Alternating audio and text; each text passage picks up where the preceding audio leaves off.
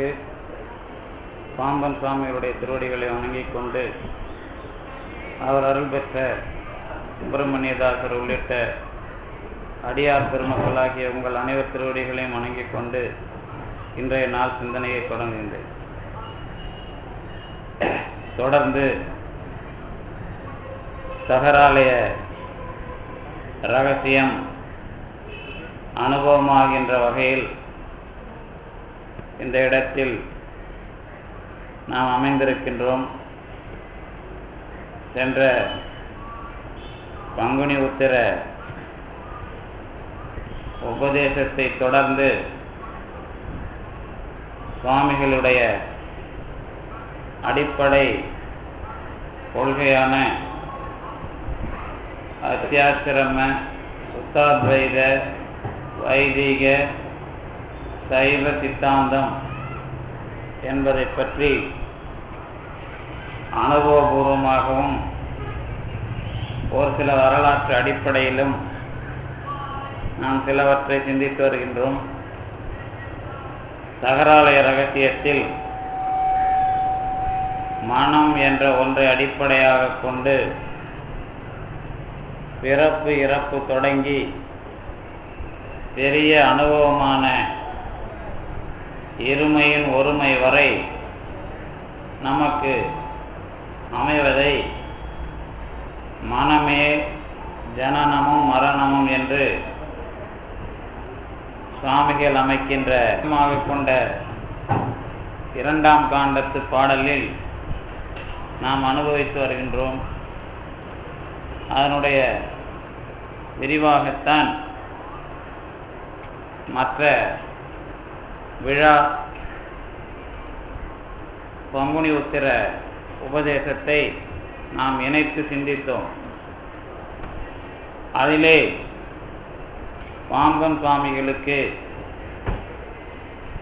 தமிழகத்தினுடைய தலைமை குருவாக விளங்கிய பாம்பன் சுவாமிகளுக்கும் மற்ற அவருக்கு முன் வந்த அனைத்து அடியவர்களுக்கும் கடவுள் முடிவை வேதத்திலிருந்து எப்படி நீங்கள் பெற வேண்டும் என்பதை வலியுறுத்தியவருமான திருஞான சம்பந்தர் எப்படி நமக்கு அதனை தேவாரத்தில் இருமையின் ஒருமையும் ஒருமையின் பெருமையும் என்பதாகவும் ஒன்றாய் வேறாய் உடனாய் என்பதாகவும் அமைகின்ற தொடர்களால் விளக்கி காட்டினார் என்பதையெல்லாம் நாம் கொஞ்சம் விரிவாக சிந்தித்தோம். இன்னும் இந்த அத்துவிதம் என்ற சொல் எந்த அடிப்படையில் இந்திய தத்துவத்திற்கு வந்தது என்பதையும் நாம் கொஞ்சம் விரிவாக எடுத்து சிந்தித்தோம். அதாவது நீங்கள் எல்லாம் இந்த தொடர் அல்லது சொற்களை கண்டு மிரள வேண்டாம். ஏனென்றால் அத்துவிதம் என்ற சொல் வடமொழி சொல், வேதத்திலே பயன்படுத்தப்படுகிற உபநிடத மகா வாக்கியமாக இருக்கின்ற ஒரு சொல். அந்த சொல் ஏகம் ஏவ அத்விதீயம் என்ற ஒரு தொடரிலே இருந்து எடுக்கப்பட்ட சொல். அதுவும் அந்த சொல் இரண்டு சொற்களாலான ஒரு சொல். துவிதம் என்ற இரண்டு என்ற எண்ணை குறிக்கிற ஒரு சொல். அது அகரம் என்ற இன்னொரு சொல்லால் வேறு ஒரு பொருளை குறிக்க இரண்டு சொற்களால் ஆன ஒரு கூட்டு சொல் என்பதாக அத்துவிதம் என்ற சொல்லை நீங்கள் முதலிலே எடுத்துக்கொள்ள வேண்டும். அந்த அத்துவிதத்தை தான் சுத்தாத்து விதம் என்பதாக பாம்பன் சுவாமிகள் சைவ சித்தாந்தத்திற்கு எடுத்து வழங்குகிறார். இதற்கு முன்பாக வைணவ மரபிலேயும் நிம்பார்கர் என்ற ஒரு தத்துவவாதி சுத்தாத்வைதம் என்ற பெயரையே அமைத்திருக்கிறார்.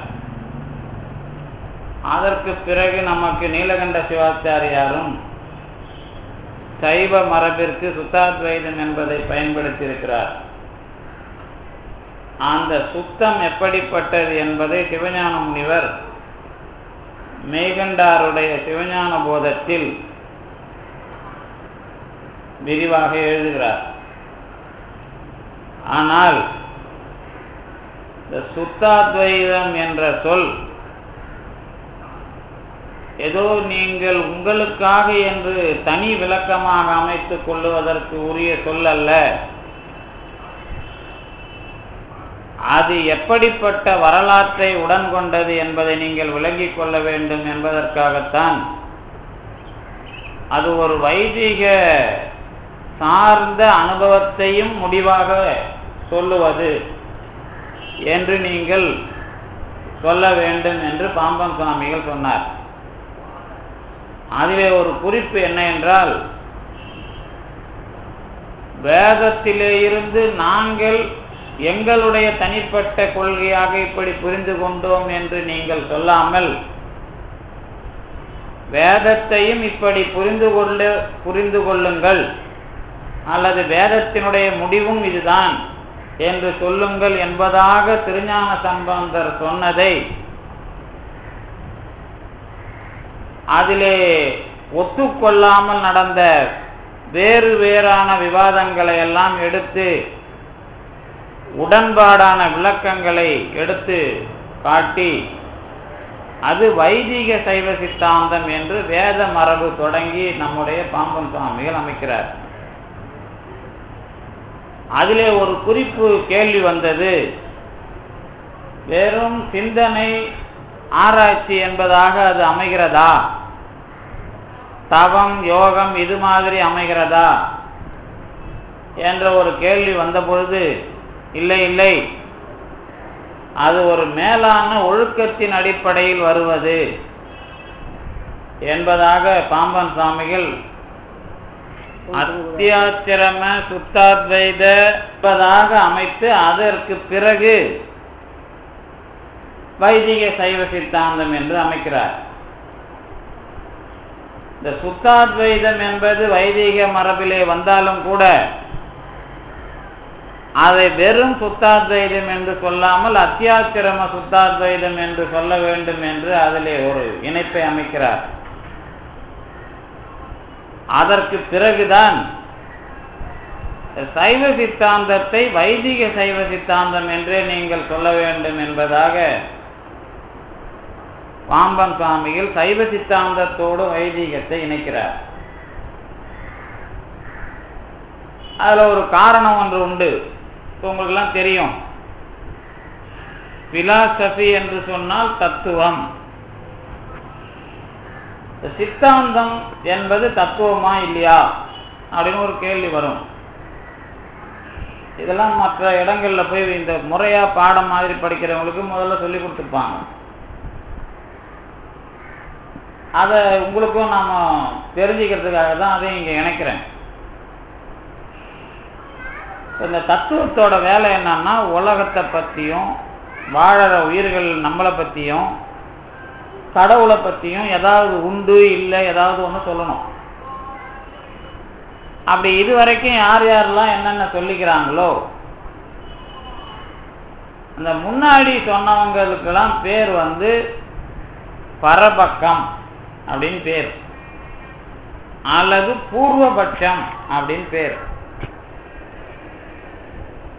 சரி, சொன்னதெல்லாம் எடுத்து நீங்க இன்னாரெல்லாம் சொல்லியிருக்கிறாங்க, நான் இனிமே இதை சொல்ல போறேன் அப்படின்னு நீங்க சொன்னீங்கன்னா அதுக்கு பேர் சித்தாந்தம்.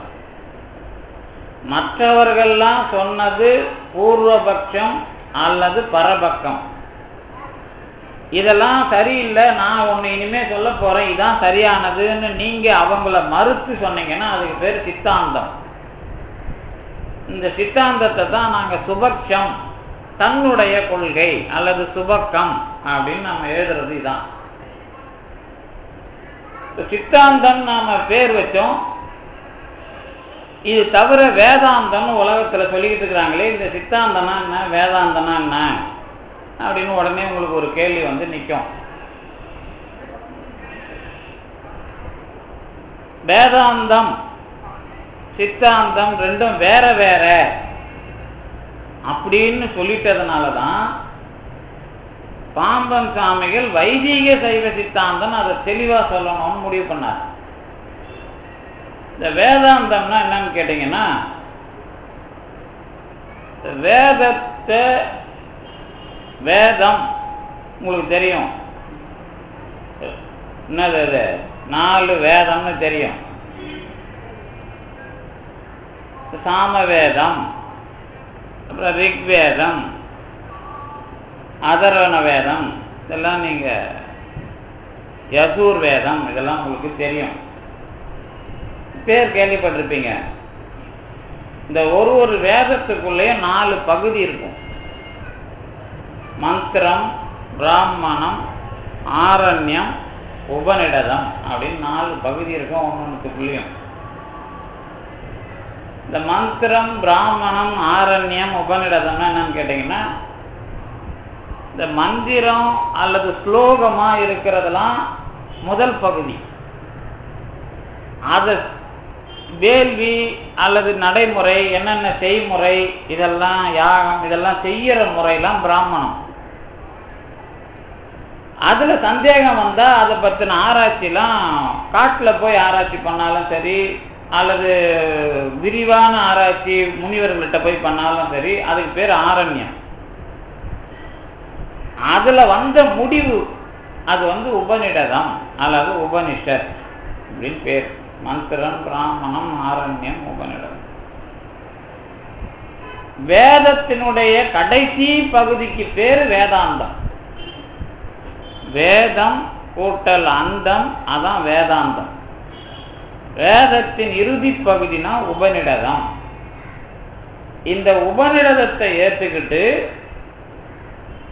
இந்த உலகத்தை பத்தின முடிவை சொன்னவன்லாம் வேதாந்தின் பேர். இந்த வேதங்கிறது கடவுளால் சொல்லப்பட்டது அல்லது முனிவர்களால் ஆராய்ச்சி செய்யப்பட்டது எதுவா இருந்தாலும் அதை வச்சுக்கிட்டு அதுல எது நாம முடிவா எடுத்துக்கலாம் அப்படிங்கிற சொல்ற விஷயத்துக்கு பேரு உபனிஷத். அது எல்லாமே இவங்க எழுதுறது இல்ல, வேதத்துல மூல சோர்ஸ் இருக்கும், அதை வச்சுக்கிட்டு இவங்க எழுதுறது. ஆனா சித்தாந்தம்னா என்னன்னு கேட்டீங்கன்னா, கொஞ்சம் சொந்த மூளையை இவங்களா அந்த இதுவை ஏத்துப்பாங்க, சொந்த மூளையையும் பயன்படுத்தி எழுதுறதுனா அதுக்கு பேர் சித்தாந்தம் பேர். சித்தம் அப்படின்னா ஆராய்ச்சி பண்ற கருவி. மனம், புத்தி, சித்தம், அகங்காரம் 4 கருவி நமக்கு உள்ளுக்குள்ள இருக்கிற அறிவு கருவிகள். இந்த சித்தம்னா சிந்திக்கிறது. ஒவ்வொரு உயிரும் தன்னுடைய அனுபவத்துல சிந்திச்சு அது வேதத்துல இருந்தா அதோட ஒத்து போகும். வேதத்துல இல்லைனாலும் ஆகமத்துல இருக்கிறதுலயும் அது ஒத்து போகும். அப்ப ஆகமம், வேதம் இது எல்லாமே கடவுளால் செய்யப்பட்டதுதான் அப்படின்னு கொஞ்சம் நீட்டி தன்னுடைய அறிவையும் பயன்படுத்தி சொன்னவர்கள் சித்தாந்தி. அதுல குறிப்பா யாரோட அறிவுன்னு சொன்னா அவங்க ஏத்துக்கின கடவுளுக்கு பேரு சிவன். சிவனுடைய அறிவு எனக்கு விளங்கி நான் சொன்ன முடிவு சைவ சித்தாந்தம் அப்படின்னு பேர். வேதம், ஆகமம் அல்லது இறைவனை அனுபவித்த புத்தி இதெல்லாம் வச்சுதான் சைவ சித்தாந்தம் அப்படிங்கிற பேரை இந்த உலகத்துல நாம பயன்படுத்திட்டு இருக்கிறோம். இந்த சைவ சித்தாந்தத்தை ஆகமாந்தம் அப்படின்னும் சொல்லுவாங்க. ஆகமாந்தம் அப்படின்னா என்னன்னு கேட்டீங்கன்னா, வேதத்துக்கு பிறகு இறைவனால் செய்யப்பட்ட நூல்கள் ஆகமங்கள். இந்த ஆகமங்கள் சொல்லுகிற முடிவையும் ஏற்றுக்கொண்டு செய்யப்பட்ட முடிவு தான் சைவ சித்தாந்தம் அப்படின்னு. சைவ சித்தாந்தத்துக்கு ஆகமாந்தம்னு ஒரு பேர் இருக்கு. இப்ப இதெல்லாம் என்ன வரலாறு? நம்ம தத்துவத்துக்கு எது எதெல்லாம் மூல நூல்கள், எதை வச்சுக்கிட்டு நாம இந்த உலகத்துக்கு தத்துவம் பேசுறோம் அப்படிங்கிற முறையில வேதாந்தங்கிற பேரு வேதத்தினுடைய பகுதிகளை மட்டும் ஏற்றுக்கொண்டு தத்துவம் சொல்லுகிறவனுக்கு வேதாந்தி என்று பெயர். அதை தாண்டி ஆகமங்களையும் தன்னுடைய அனுபவமாகிய சிவபரம்பொருளின் அனுபவத்தின் முடிவையும் ஏற்றுக்கொண்டு சொல்லுவதனால் சைவ சித்தாந்தம் அப்படின்னு நாம பேர் கொடுத்தோம். இந்த சைவ சித்தாந்தம் வளர வளர என்னாச்சுன்னு கேட்டா, இது தமிழ்ல வர வர கொஞ்சம் பிரிவினை உண்டாகி என்ன பேச ஆரம்பிச்சாங்க? சைவ சித்தாந்தம் என்பது வேதத்திற்கு எதிரானது அல்லது வடமொழிக்கு எதிரானது அப்படிங்கிற கருத்து ரொம்ப தெளிவா பாம்பன் சாமி காலத்துல வந்துருச்சு. அதுக்கு முன்னாடி 2 பேர் தெளிவா வேலை பார்த்தாங்க. யாரு? திருஞான சம்பந்தர் ரொம்ப தெளிவா, நான் அந்தணன், கவுண்டின்யன் என்கிற பார்ப்பனன், நான் சொல்லுகிறேன் கடவுளை பற்றி இப்படித்தான் நீங்கள் முடிவெடுக்க வேண்டும் அப்படின்னு தெளிவா அவர் சொன்னார். அதுதான் நான் போன வாரம் கூட சொன்னேன். திருஎழுகூற்றுருக்கேன்னு ஒரு நூல் அவர் பாடினாரு. அது திருமுறை 3 தேவாரத்தினுடைய, திருஞான சம்பந்தருடைய தேவாரத்தினுடைய சாரமான பாட்டு அது. அதுல இருக்கிற அந்த முக்கியமான வரி எதுன்னு கேட்டீங்கன்னா, இருமையின் ஒருமையும் ஒருமையின் பெருமையும். அதை சொல்றதுக்கு முன்னாடி அவர் என்ன சொல்றாரு அப்படின்னு கேட்டீங்கன்னா, 6 பதமும் 5 அமர் கல்வியும் மறைமுதல் 4 3 காலமும் தோன்ற நின்றனை. இருமையின் ஒருமையும் ஒருமையின் பெருமையும் மறு இலா மறையோர் கழுமல முதுபதி கவுனியன் கட்டுரை. இது ரொம்ப தெளிவா நீங்க படிக்கணும். என்ன சொல்றாரு? 6 பதமும் 5 அமர் கல்வியும். இந்த 6 அங்கம் சொல்லுவாங்கல்ல, வேதம் 4 வேதம் 6 அங்கம் சொல்லுவாங்கல்ல, இந்த 6 அங்கத்தை தான் 6 பதமும் 5 அமர் கல்வியும். 5 அமர்னா 5 புலன்களை நிறைவு செய்யற மாதிரி பிரம்மத்தை பற்றிய கல்வின்னு பேரு. 5 வேலின்னு பேரு. நீங்க என்ன வேணாலும் அது விளக்க, அதை பத்தி பிரச்சனை இல்லை. 6 பதமும் 5 அமர் கல்வியும் மறைமுதல் 4 வேதமாகிய முதல் நூல்களாகிய 4 3 காலமும் தோன்ற நின்றனை. வேதத்துல மட்டும்தான் இருக்கிறான், நாளைக்கு இல்லாம போயிடுவான், எதிர்காலத்துல எல்லாம் அதெல்லாம் கிடையாது. எல்லா காலத்திலேயும் இருக்கிற நீ இருமையின் ஒருமையும் ஒருமையின் பெருமையும் மறுவு இலா மறை ஓர். ஏன் அதை போட்டாரு? குற்றமில்லாமல் வேதத்தை ஆராய்ச்சி செய்த கழுமல முதுபதி கவுனியன் கட்டுரை. கழுமல முதுபதி கவுனியன் அறியும். அதாவது குற்றமில்லாமல் வேதத்தை முடிவு செய்கிறவனும், திருக்கழுமலம் என்கிற சீர்காழியில் பிறந்த கவுண்டின்ய கோத்திரத்தில் பிறந்தவனுமாகிய சம்பந்தனாகிய நான் சொல்லுகிற இந்த கட்டுரை அதே சீர்காழியில் இருந்த சம்பந்தனாகிய நான் அறிந்து பேசுகிறேன் அப்படின்னு தெளிவா திருஞான சம்பந்தர் சொல்றார். எதை வச்சு சொல்றாரு? மறுவியிலா மறைவோர் தான் தெளிவா சொன்னார். அதுக்கு முன்னாடி அந்த வேதத்தை அடிப்படையாக கொண்டு ஆராய்ச்சி செய்யப்பட்ட கடவுளை இருமையின் ஒருமையும் ஒருமையின் பெருமையும் என்பதாக தெளிவுபடுத்துகிறார். அதுக்கு என்ன அர்த்தம்? இந்த கடவுளை வச்சுக்கிட்டு அது 1 2 உலகம் வேறவான்னு ஆராய்ச்சி பண்றீங்கல்ல, கடவுளோடு ஆன்மா சேருவதை பற்றிய விஷயம்தான் அது. கடவுள் என்பது வேறு, ஆன்மா என்பது வேறு. இந்த இரண்டும் இருமை. இந்த இரண்டும் சேர்ந்தால் ஒன்று என்பதாக சொல்லக்கூடாது, ஒருமையாக இருக்கிறது என்று சொல். ஒற்றுமையாக இருக்கிறது என்று சொல். ஒற்றுமைனா நீங்க உலகத்துல தனித்தனியா பார்க்கறதுலாம் ஒற்றுமையா இருக்கிறேன்னு சொல்றது. அது புரிஞ்சிக்கிறதுக்காக நான் அப்படி சொன்னேன். ஒருமை என்று சொன்னால் ஒன்று என்பது அல்ல அதற்கு பொருள். ஒன்றுன்னு சொன்னா அதுக்கு அர்த்தம் வேற, ஒருமை அப்படின்னா அதுக்கு அர்த்தம் வேற. இப்போ நீங்க நாம உடம்புல இருக்கணும்ல, உடம்புல உயிரும் இருக்கிறது. இது ரெண்டும் சேர்ந்து இருக்கிறது, ஆனால் ஒருமையாக இருக்கிறது. இது உடம்பு சரியா ஒத்து உழைக்கலன்னா சொற்பொழிவு கேட்க முடியாது. சொற்பொழிவு கேட்கணும்னு ஆன்மா நினைக்கலன்னா உடம்பு இங்க வந்து உட்காராது. இது ரெண்டும் சேர்ந்து ஒரு வேலை நடக்குது. இதுக்கு பேர் தான் ஒருமை. ஒன்றாகி விட்டது என்று சொல்லக்கூடாது, இரண்டும் சேர்ந்து ஒருமையாக இருக்கின்றன. இப்படித்தான் நீங்கள் வேதத்தில் கடவுள் முடிவை பற்றி அனுபவிக்க வேண்டும் என்று திருஞான சம்பந்தர் முதலாக வடமொழி மரபிலே சிந்திக்கப்பட்ட கடவுள் முடிவுக்கு மாற்றாக இந்த உலகத்திற்கு கருத்தை தெரிவிக்கிறார். எது சார்புல? வேதத்துல நீங்க இப்படி முடிவெடுக்கணும் நேராவே சொல்றார். இதுக்கு முன்னாடி திருமூலர் என்ன சொன்னாரு? காரைக்கால் அம்மையார் என்ன சொன்னாங்க? கடவுளை அனுபவிக்கலாம்னு சொன்னாங்க. அதை பத்தி பிரச்சனை இல்லை. கடவுளை அனுபவிக்கலாம் சொல்றதை பத்தி எல்லாம் பிரச்சனை இல்லை. யார் வேணாலும் கடவுளை அனுபவிச்சு போங்க, எப்படி இருக்கிறார்ன்றதை பத்திலாம் அவங்களுக்கு நீங்க சொல்லணும்னு அவசியம் இல்லை. ஆனால் வேதத்தின் முடிவை நீங்கள் இப்படி தெரிந்து கொள்ள வேண்டும் என்று ஏன் திருஞான சம்பந்தர் சொல்ல வேண்டும்?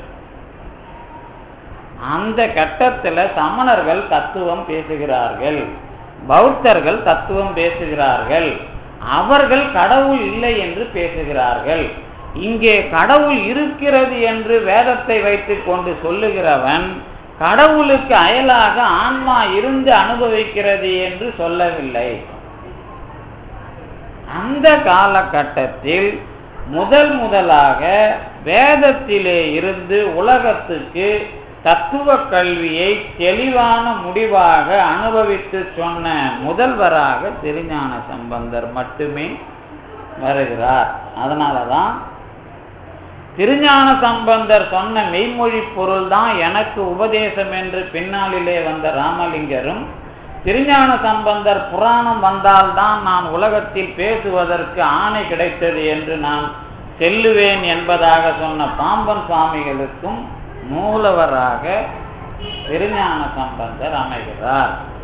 இந்த திருஞான சம்பந்தர் அனுபவம் எப்படிப்பட்டதுன்னு கேட்டீங்கன்னா, திருஞான சம்பந்தர் பெரிய கடவுளில் ஆன்மா சேருவதை பற்றி பேசினார் என்று சொல்லுவதை விட அதை அனுபவித்தார். ஆனால் உலகத்தில் பேசியது மக்கள் வினையை ஒழித்து கடவுளை அடையலாம் என்று மக்களுக்கான நடைமுறையில் பேசினார்.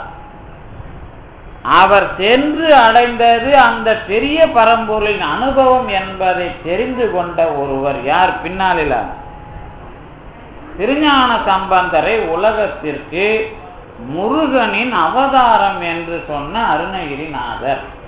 ஏன் முருகனின் அவதாரம் என்று அவர் திருஞான சம்பந்தரை சொல்லுகிறார் என்று கேட்டால், பெரிய கடவுள் முருகனில் கலந்தவன், அவனுக்கும் அந்த ஆன்மாவுக்கும் வேறுபாடு இல்லை. ஆதலினாலே முருகனினுடைய அவதாரம், முருகனே அவதாரம் எடுத்தான்னு சொல்லக்கூடாது. முருகனின் அவதாரம் என்று திருஞான சம்பந்தரை சொல்லுவதற்கு காரணம், முருகன் என்ற பெரிய பரம்பொருளில் கலந்த கொள்கை சொன்ன முதல் ஆன்மா அது என்று அருணகிரிநாதர் அதை உலகத்திற்கு அன்று மக்கள் விளங்கிக் கொள்ளுகிற வகையில் விளக்கினார். இதுதான் அதனுடைய வரலாற்று அடிப்படை. அதுக்கு பிறகு அருணகிரிநாதர்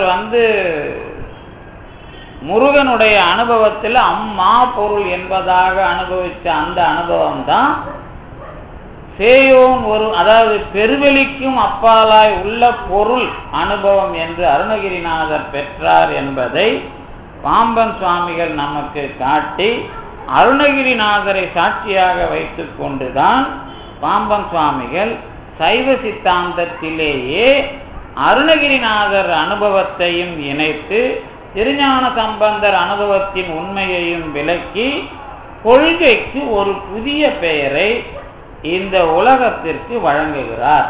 அந்த பெயர் தான் அத்தியாத்திரம சுத்தாத்வைத வைதீக சைவ சித்தாந்தம். இப்ப நீங்க இந்த அத்தியாத்திரம சுத்தாத்வைத வைதீக சைவ சித்தாந்தத்துக்கு என்ன அழகா பொருள் வச்சுக்கணும். சித்தாந்தம் என்று சொன்னால் முடிவு, அனுபவ முடிவு. சைவ சித்தாந்தம் என்று சொன்னால் சிவபரம்பொருள் அருளிய நூல்களை அனுபவமாக கொண்ட முடிவு. அதிலே வேதத்தை விட்டுவிட்டோம் என்று சொல்லக்கூடாது என்பதற்காக வேதம் தொடங்கி சிவபரம்பொருளால் சொல்லப்பட்ட அனைத்து நூல்களினுடைய முடிவை அனுபவமாக கொண்டது வைதிக சைவ சித்தாந்தம் அப்படின்னு ஒரு பக்கம் பேரை வச்சு, இன்னொரு பக்கம் அதனுடைய விரிவான அனுபவத்துக்காக நீங்கள் மேலான ஒழுக்கத்தில் வந்தால் அத்தி ஆச்சிரமம், ஆச்சிரமம் என்றால் ஒழுக்கம், அதி ஆச்சிரமம் என்றால் மேலான ஒழுக்கம். இந்த மேலான ஒழுக்கத்தில் நீங்கள் இருந்தால் ஆன்மாவும் இறைவனும் இருக்கிற இடம் ரெண்டும் இருக்கிறது அத்துவிதம். இந்த ரெண்டும் இருக்கிற இடம் தகராகாயம் என்று சொல்லப்படுகிற இதய தாமரை இடம்.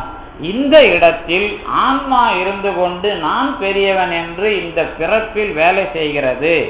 ஆனால் அது நல்ல ஒழுக்கத்தில் இருந்தால் உள்ளே இருக்கிற பரம்பொருள் அந்த ஆன்மாவை வளர்க்கும். வளர்க்க வளர்க்க ஆன்மாவும் பரம்பொருளும் தவிர வேறு எந்த பொருளும் இல்லாதவாறு மிகப்பெரிய அனுபவத்தை ஆன்மா அடையும். அந்த அனுபவத்தில் ஆன்மா வேறு இறைவன் வேறு என்று சொல்ல முடியாத அளவிற்கு வேறு எந்த பொருளும் இவைகளுக்கு அயலாக இல்லாத பெரிய அனுபவமாக அது அனுபவிப்பதுதான் சுத்த அத்துவைதம். இப்படி நீங்க புரிஞ்சுக்கிட்டீங்கன்னா அத்தியாத்திரம சுத்தாத்வைத வைதிக சைவ சித்தாந்தம் என்று பாம்பன் சுவாமிகள் ஏன் சொன்னார், அதோட பெரிய விஷயம் என்னன்னு தெரியும். இந்த சுத்தாத்வைதம் சொன்னால அதை கூட இந்த இருமையின் ஒருமையில ஏன் நிறுத்தினாங்க அப்படின்னு கேட்டீங்கன்னா, இந்த வேதத்துல ஒரு இடத்துல இதை பத்தி பேசுறாங்க. இந்த நான் அடிக்கடி சொல்லியிருக்கிறேன்ல, அந்த நாரதருக்கு சனத்குமாரர் உபதேசம் தொடங்கி முடிஞ்சு அந்த முண்டகோபநிஷத்துலாம் வர்ற இடத்துல இதை பத்தி என்ன பேசுறாங்க அப்படின்னா, பெரிய பொருள் எது அப்படின்னா அதை தவிர வேறு ஒன்று இல்லாதது, அதை தவிர வேறு ஒன்று எண்ண முடியாதது, அதை தவிர வேறு ஒன்று அனுபவிக்க முடியாதது, அப்படி இருக்கிற ஒரு பெரிய பொருள், அதுக்கு பேரு பூமா. உங்களுக்கு தெரியும், சில பேர் யாராவது பூமான்னு பேர் வச்சிருப்பாங்க. உங்களுக்கு தெரிஞ்சிருக்கிறாங்களா இல்லையான்னு தெரியாது. எனக்கு தெரிஞ்ச ஒருத்தவங்க படித்தாங்க, அவங்க விவேகானந்தா ஸ்கூலில் தான் வேலை பார்க்குறாங்க. பூமான்னு பேர். அப்போ எனக்கு தெரியாது அதுக்கு அர்த்தம். பூமானா இதை நாம் பூம் பூம் மாட்டுக்காரன் தான் நமக்கு ஞாபகம் வரும். பூமா அப்படின்னா என்ன அப்படின்னா, எந்த ஒன்றை தாண்டி வேறு ஒன்றும் எண்ணுவதற்கு இல்லையோ, எந்த ஒன்றை தாண்டி வேறு ஒன்றும் காணப்படுவதற்கு இல்லையோ, எந்த ஒன்றை தாண்டி வேறு ஒன்றும் அனுபவப்படுவதற்கு இல்லையோ, அந்த பெரிய பொருள் பூமா அப்படின்னு விஷயம் வருது. அதுக்கு பிறகுதான் சும்மா இரு சொல்லற என்றாலுமே அம்மா பொருள் ஒன்றும் அறிந்திலனே என்று கந்தர் அனுபூதி அனுபவம் பற்றி அருணகிரிநாதர் பேசுகிறார் என்பதற்கு விரிவான பொருள் நமக்கு கிடைச்சது. அதனாலதான் பாம்பன் சாமி அந்த வரியை எடுத்துக்கிட்டு தகராலய ரகசியத்துக்கு உரைக்குள்ள எழுதும்போது அருணகிரிநாதரோட அந்த வரிக்கு என்ன எழுதுறாருன்னா, மா பொருள்னா பெரிய பொருள் எழுதாதீங்க, மா பொருள்னா அதை தாண்டி வேற ஒன்றும் நமக்கு தெரியலங்கிற மாதிரி ஒரு அனுபவம் அப்படின்னு தெளிவா எழுதியிருக்கிறார். நான் அதை உங்களுக்கு படித்து காட்டிக்கிறேன். அப்போ அது என்ன அர்த்தம் அப்படின்னு கேட்டீங்கன்னா, கடவுளும் ஆன்மாவும் இணைஞ்சிடுது அப்படின்னு சொன்னா மற்ற பொருளுங்களை பத்தி பேசுறதுக்கு ஒண்ணும் இல்லை. இப்ப ஏன் திருஞான சம்பந்தரோட இருமையின் ஒருமைன்னு பேசினாருன்னு கேட்டா, நீங்க ஒரு ஆன்மா, கடவுள் ஒரு ஆள், கடவுள் எல்லாத்தையும் உள்ளடக்கி கொண்டிருக்கிறவன், இதை பத்தி பேசினாதான் விராட் புருஷன் அது இது எல்லாம் காட்டினது. பூ இந்த எல்லாமே பூமா தான், பிரம்மம் தான். அது எல்லாருமே ஆன்மாக்கள் தான். ஒரு ஆன்மா இறைவனை கலக்குதுன்னு வச்சுங்களேன், இந்த ஆன்மாவும் இறைவனும் கலந்துட்ட பிறகு மற்ற பொருளை பத்தி பேசுறதுக்கு ஒண்ணும் இல்லை. ஏன் அப்படின்னு கேட்டா, இறைவனை தாண்டி வேற ஒண்ணும் இல்லை. அவனுக்குள்ள நாம கலந்துட்ட பிறகு நம்மளையும் தாண்டி வேற ஒண்ணும் இல்லை. இப்ப நீங்க இதுதான் நம்ம ரொம்ப இன்டலெக்சுவலா வர்றாரு யாரு, சங்கரர், ஆதிசங்கரர். ஆனா கொஞ்சம் ஏமாந்துடுறாங்க அவங்க, ஏதோ ஒரு அனுபவத்துல கொஞ்சம் ஏமாந்துறாங்க, அந்த இன்டர்பிரிட்டேஷன்ல ஏமாறுறாங்க. ஏன்னா அனுபவம் பத்தல அவங்களுக்கு. இப்ப நம்ம சொல்லுவோம் இல்ல, இப்ப சின்ன பசங்க இருந்தா உனக்கு எல்லாம் புரியுதா, புரியும், ஆனா உனக்கு அனுபவம் பத்தாது அதனால புரியாது அப்படிம்போம்ல, அந்த மாதிரி அவங்களுக்கு அனுபவம் பத்தல ஆதிசங்கரருக்கு. இந்த அனுபவம் பத்தாததுனால கொஞ்சம் தப்பா விளக்க எழுதுறேன். அதுதான் உண்மை. அது ஒன்றும் நாம ஒன்றும் இல்லை, ஒன்றும் அவங்க என்னமோ பெரிய ஆளு இல்லை, நாம என்னமோ சின்ன ஆளு இல்லை, நாம பெரிய ஆளு அப்படிலாம் இல்லை. அது முடிவுன்னு வரும்போது அவங்களுக்கு அனுபவம் பத்தலை அப்படின்னு நமக்கு தெரியுது. ஏன்னா முடிவு எழுதும் போது இந்த மாதிரி ஒரு விஷயத்துல மாட்டிக்கிறாங்க. என்ன எழுதுறாரு அப்படின்னா, நாம அதை தாண்டி ஒன்றும் இல்லை, அதுக்குள்ள போயிட்டா சொல்றதுக்கு ஒன்றும் இல்லைன்னு எழுதுறாரு விளக்கம். அதுக்கு என்ன அர்த்தம் நம்ம சொல்றோம் அப்படின்னா, நாம இல்லை திருஞான சம்பந்தர் அல்லது அருணகிரிநாதர் அல்லது பாம்பன் சாமி என்ன சொல்றாங்க அப்படின்னா, இதுக்குள்ள வந்துட்ட பிறகு இது என்று சுட்டி சொல்லுவதற்கு வேற ஒண்ணும் இல்லை. இது என்று சுட்டப்படுவது எல்லாம் அஞ்ஞானம். இதுன்னு நீங்க சொல்லிட்டீங்கன்னா அது எல்லாமே அஞ்ஞானம். இதுன்னு சொல்லாம நீங்க அடையிறது தான் ஞானம், அதுதான் கேவல ஞானம். இது சங்கரர். ஆனா அதுல விளக்க வரும்போது அவர் திணறாரு. என்ன திணறாருன்னா, இது பொய்ங்கிறாரு. அப்படி சொன்னா தப்பிச்சுறாரு, அவ்வளவுதான் விஷயம். ஆனா அனுபவம் வரும்போது இல்ல, நானும் இருக்கணும் அதுவும் இருக்கணும், அப்பதான் நான் அதுக்குள்ள வரணும். அப்படின்னா என்னன்னு கேட்டா, அதுக்குள்ள நான் கலந்துட்ட பிறகு நானும் இருக்கிறேன் அதுவும் இருக்குது, அதை தாண்டி வேற ஒண்ணும் இல்லை. அதே மாதிரி என்ன தாண்டி அது வேற ஒண்ணும் இல்லாத அளவுக்கு நான் அதோட கலக்கிறேன். அதான் இருமையும் ஒருமையும் ஒருமையின் பெருமை. இது புரிஞ்சிட்டுன்னு சொன்னா உங்களுக்கு இது புரியுதோ இல்லையா அதை பத்தி கவலை இல்லை.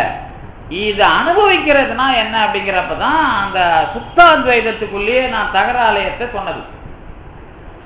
அத்துவிதம் என்றால் இரண்டு இல்லாத ஒன்று அப்படின்னு அவங்க அர்த்தம் எழுதினாங்க.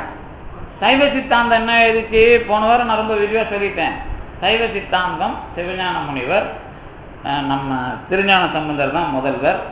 அதுக்கப்புறம் நம்ம கொஞ்சம் வர சைவம் சிவத்துடன் சம்பந்தம் ஆவது அப்படின்னு எழுதுறார் திருமூலர். அதுக்கப்புறம் அவரு கொஞ்சம் அப்படி இப்படி கொஞ்சம் அனுபவமா போயிடுறாரே தவிர வேதத்துக்கு பதில் சொல்ற மாதிரி அவரால் சொல்ல முடியல அது. ஆனா அவரும் எழுதுறார், வேதத்தை விட்ட அறம் இல்லை அப்படின்லாம் திருமூலர் எழுதுவார். உங்களுக்கு வேத சிறப்பினே ஒரு தலைப்பு கொடுத்தே அவருடைய பாட்டுலாம் இருக்கும். அப்படிலாம் எழுதினாலும் வேதத்தோட முடிவை இப்படி எழுதுறாப்பா அப்படின்னு திருஞான சம்பந்தர் மாதிரி அறைகூவல் கொடுக்கல யாரும். அவர் திருஞான சம்பந்தர் தான் அந்த அறைகூவலை நான் பார்ப்பான் ஏன் அவர் அடிப்படை சொல்றாருன்னா, இந்த மாதிரி சங்கரன் வருவான், அவன் தமிழன் அவன் சொல்லுவான்னு அவருக்கு தெரியும் போல.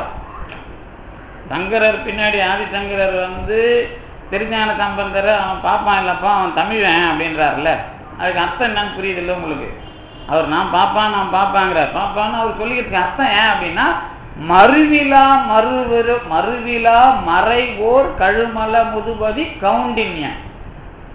அதையே நான் கவுனியன்கிறது அழகா கவுண்டின்யன் சொல்றேன்னு கேட்டா, நம்ம ஆளுங்க அது கவுனியன்னா வேற மாதிரிலாம் கணக்கு புலனோட எழுத ஆரம்பிச்சுடுவாங்க. அப்புறம் அதுக்காக சொல்றேன்னா, கவுனியன் அப்படின்னா கவுண்டின்ய கோத்திரம். சீர்காழியில் இருந்த கவுண்டின்ய கோத்திரத்து வேதம் குற்றம் இல்லாமல் தெரிந்த பாப்பான்னு அவர் தன்னை சொல்லிக்கிறார்ல, அதுல என்ன தப்பு இல்லை. ஏன் சொல்லிக்கிறாருன்னா, பின்னாடி இவனுங்க நான் வேதத்துக்கு பதில் சொன்னதை என்ன பண்ணுவானுங்க, நான் தமிழ்ல சொன்னதுனால இவனுங்க நம்மளை ஒத்துக்க மாட்டானுங்கன்னு அவருக்கு தெரியும் போல. அதனாலதான் நீங்க சங்கரர் வரலாறு வரும்போது அது திராவிட சிசுன்னு அந்த எழுதினார். யாரு? சங்கராச்சாரியார் நம்ம திருஞான சம்பந்தரை அவன் பார்ப்பான், அவன் சொல்லிக்கிறான், அவன் எங்க பார்ப்பான், அவன் திராவிட சிசு இல்லை அப்படின்னு அவர் எழுதுறாருன்னா என்ன அர்த்தம்? உங்களுக்கு உள்நோக்கம் புரியுதா? அந்த திட்டுற உள்நோக்கம் அப்பெல்லாம் நாங்கள் ஒத்துக்க மாட்டோம் பாவன், அதுக்குன்னு அர்த்தம் அது. அப்ப அதுதான் இன்ன வரைக்கும் நடக்குது. அப்ப பாமன் சாமி எவ்வளவு பெரிய பிரச்சனையை எதிர்கொண்டாருன்னு தெரியுதா? திராவிட சிசுன்னு ஆதிசங்கரால் திருஞான சம்பந்தர் திட்டப்பட்டாலும் அதுக்கு பிறகு ஒரு 1300 வருஷத்துக்கு குறைந்தபட்சம் இருக்குது.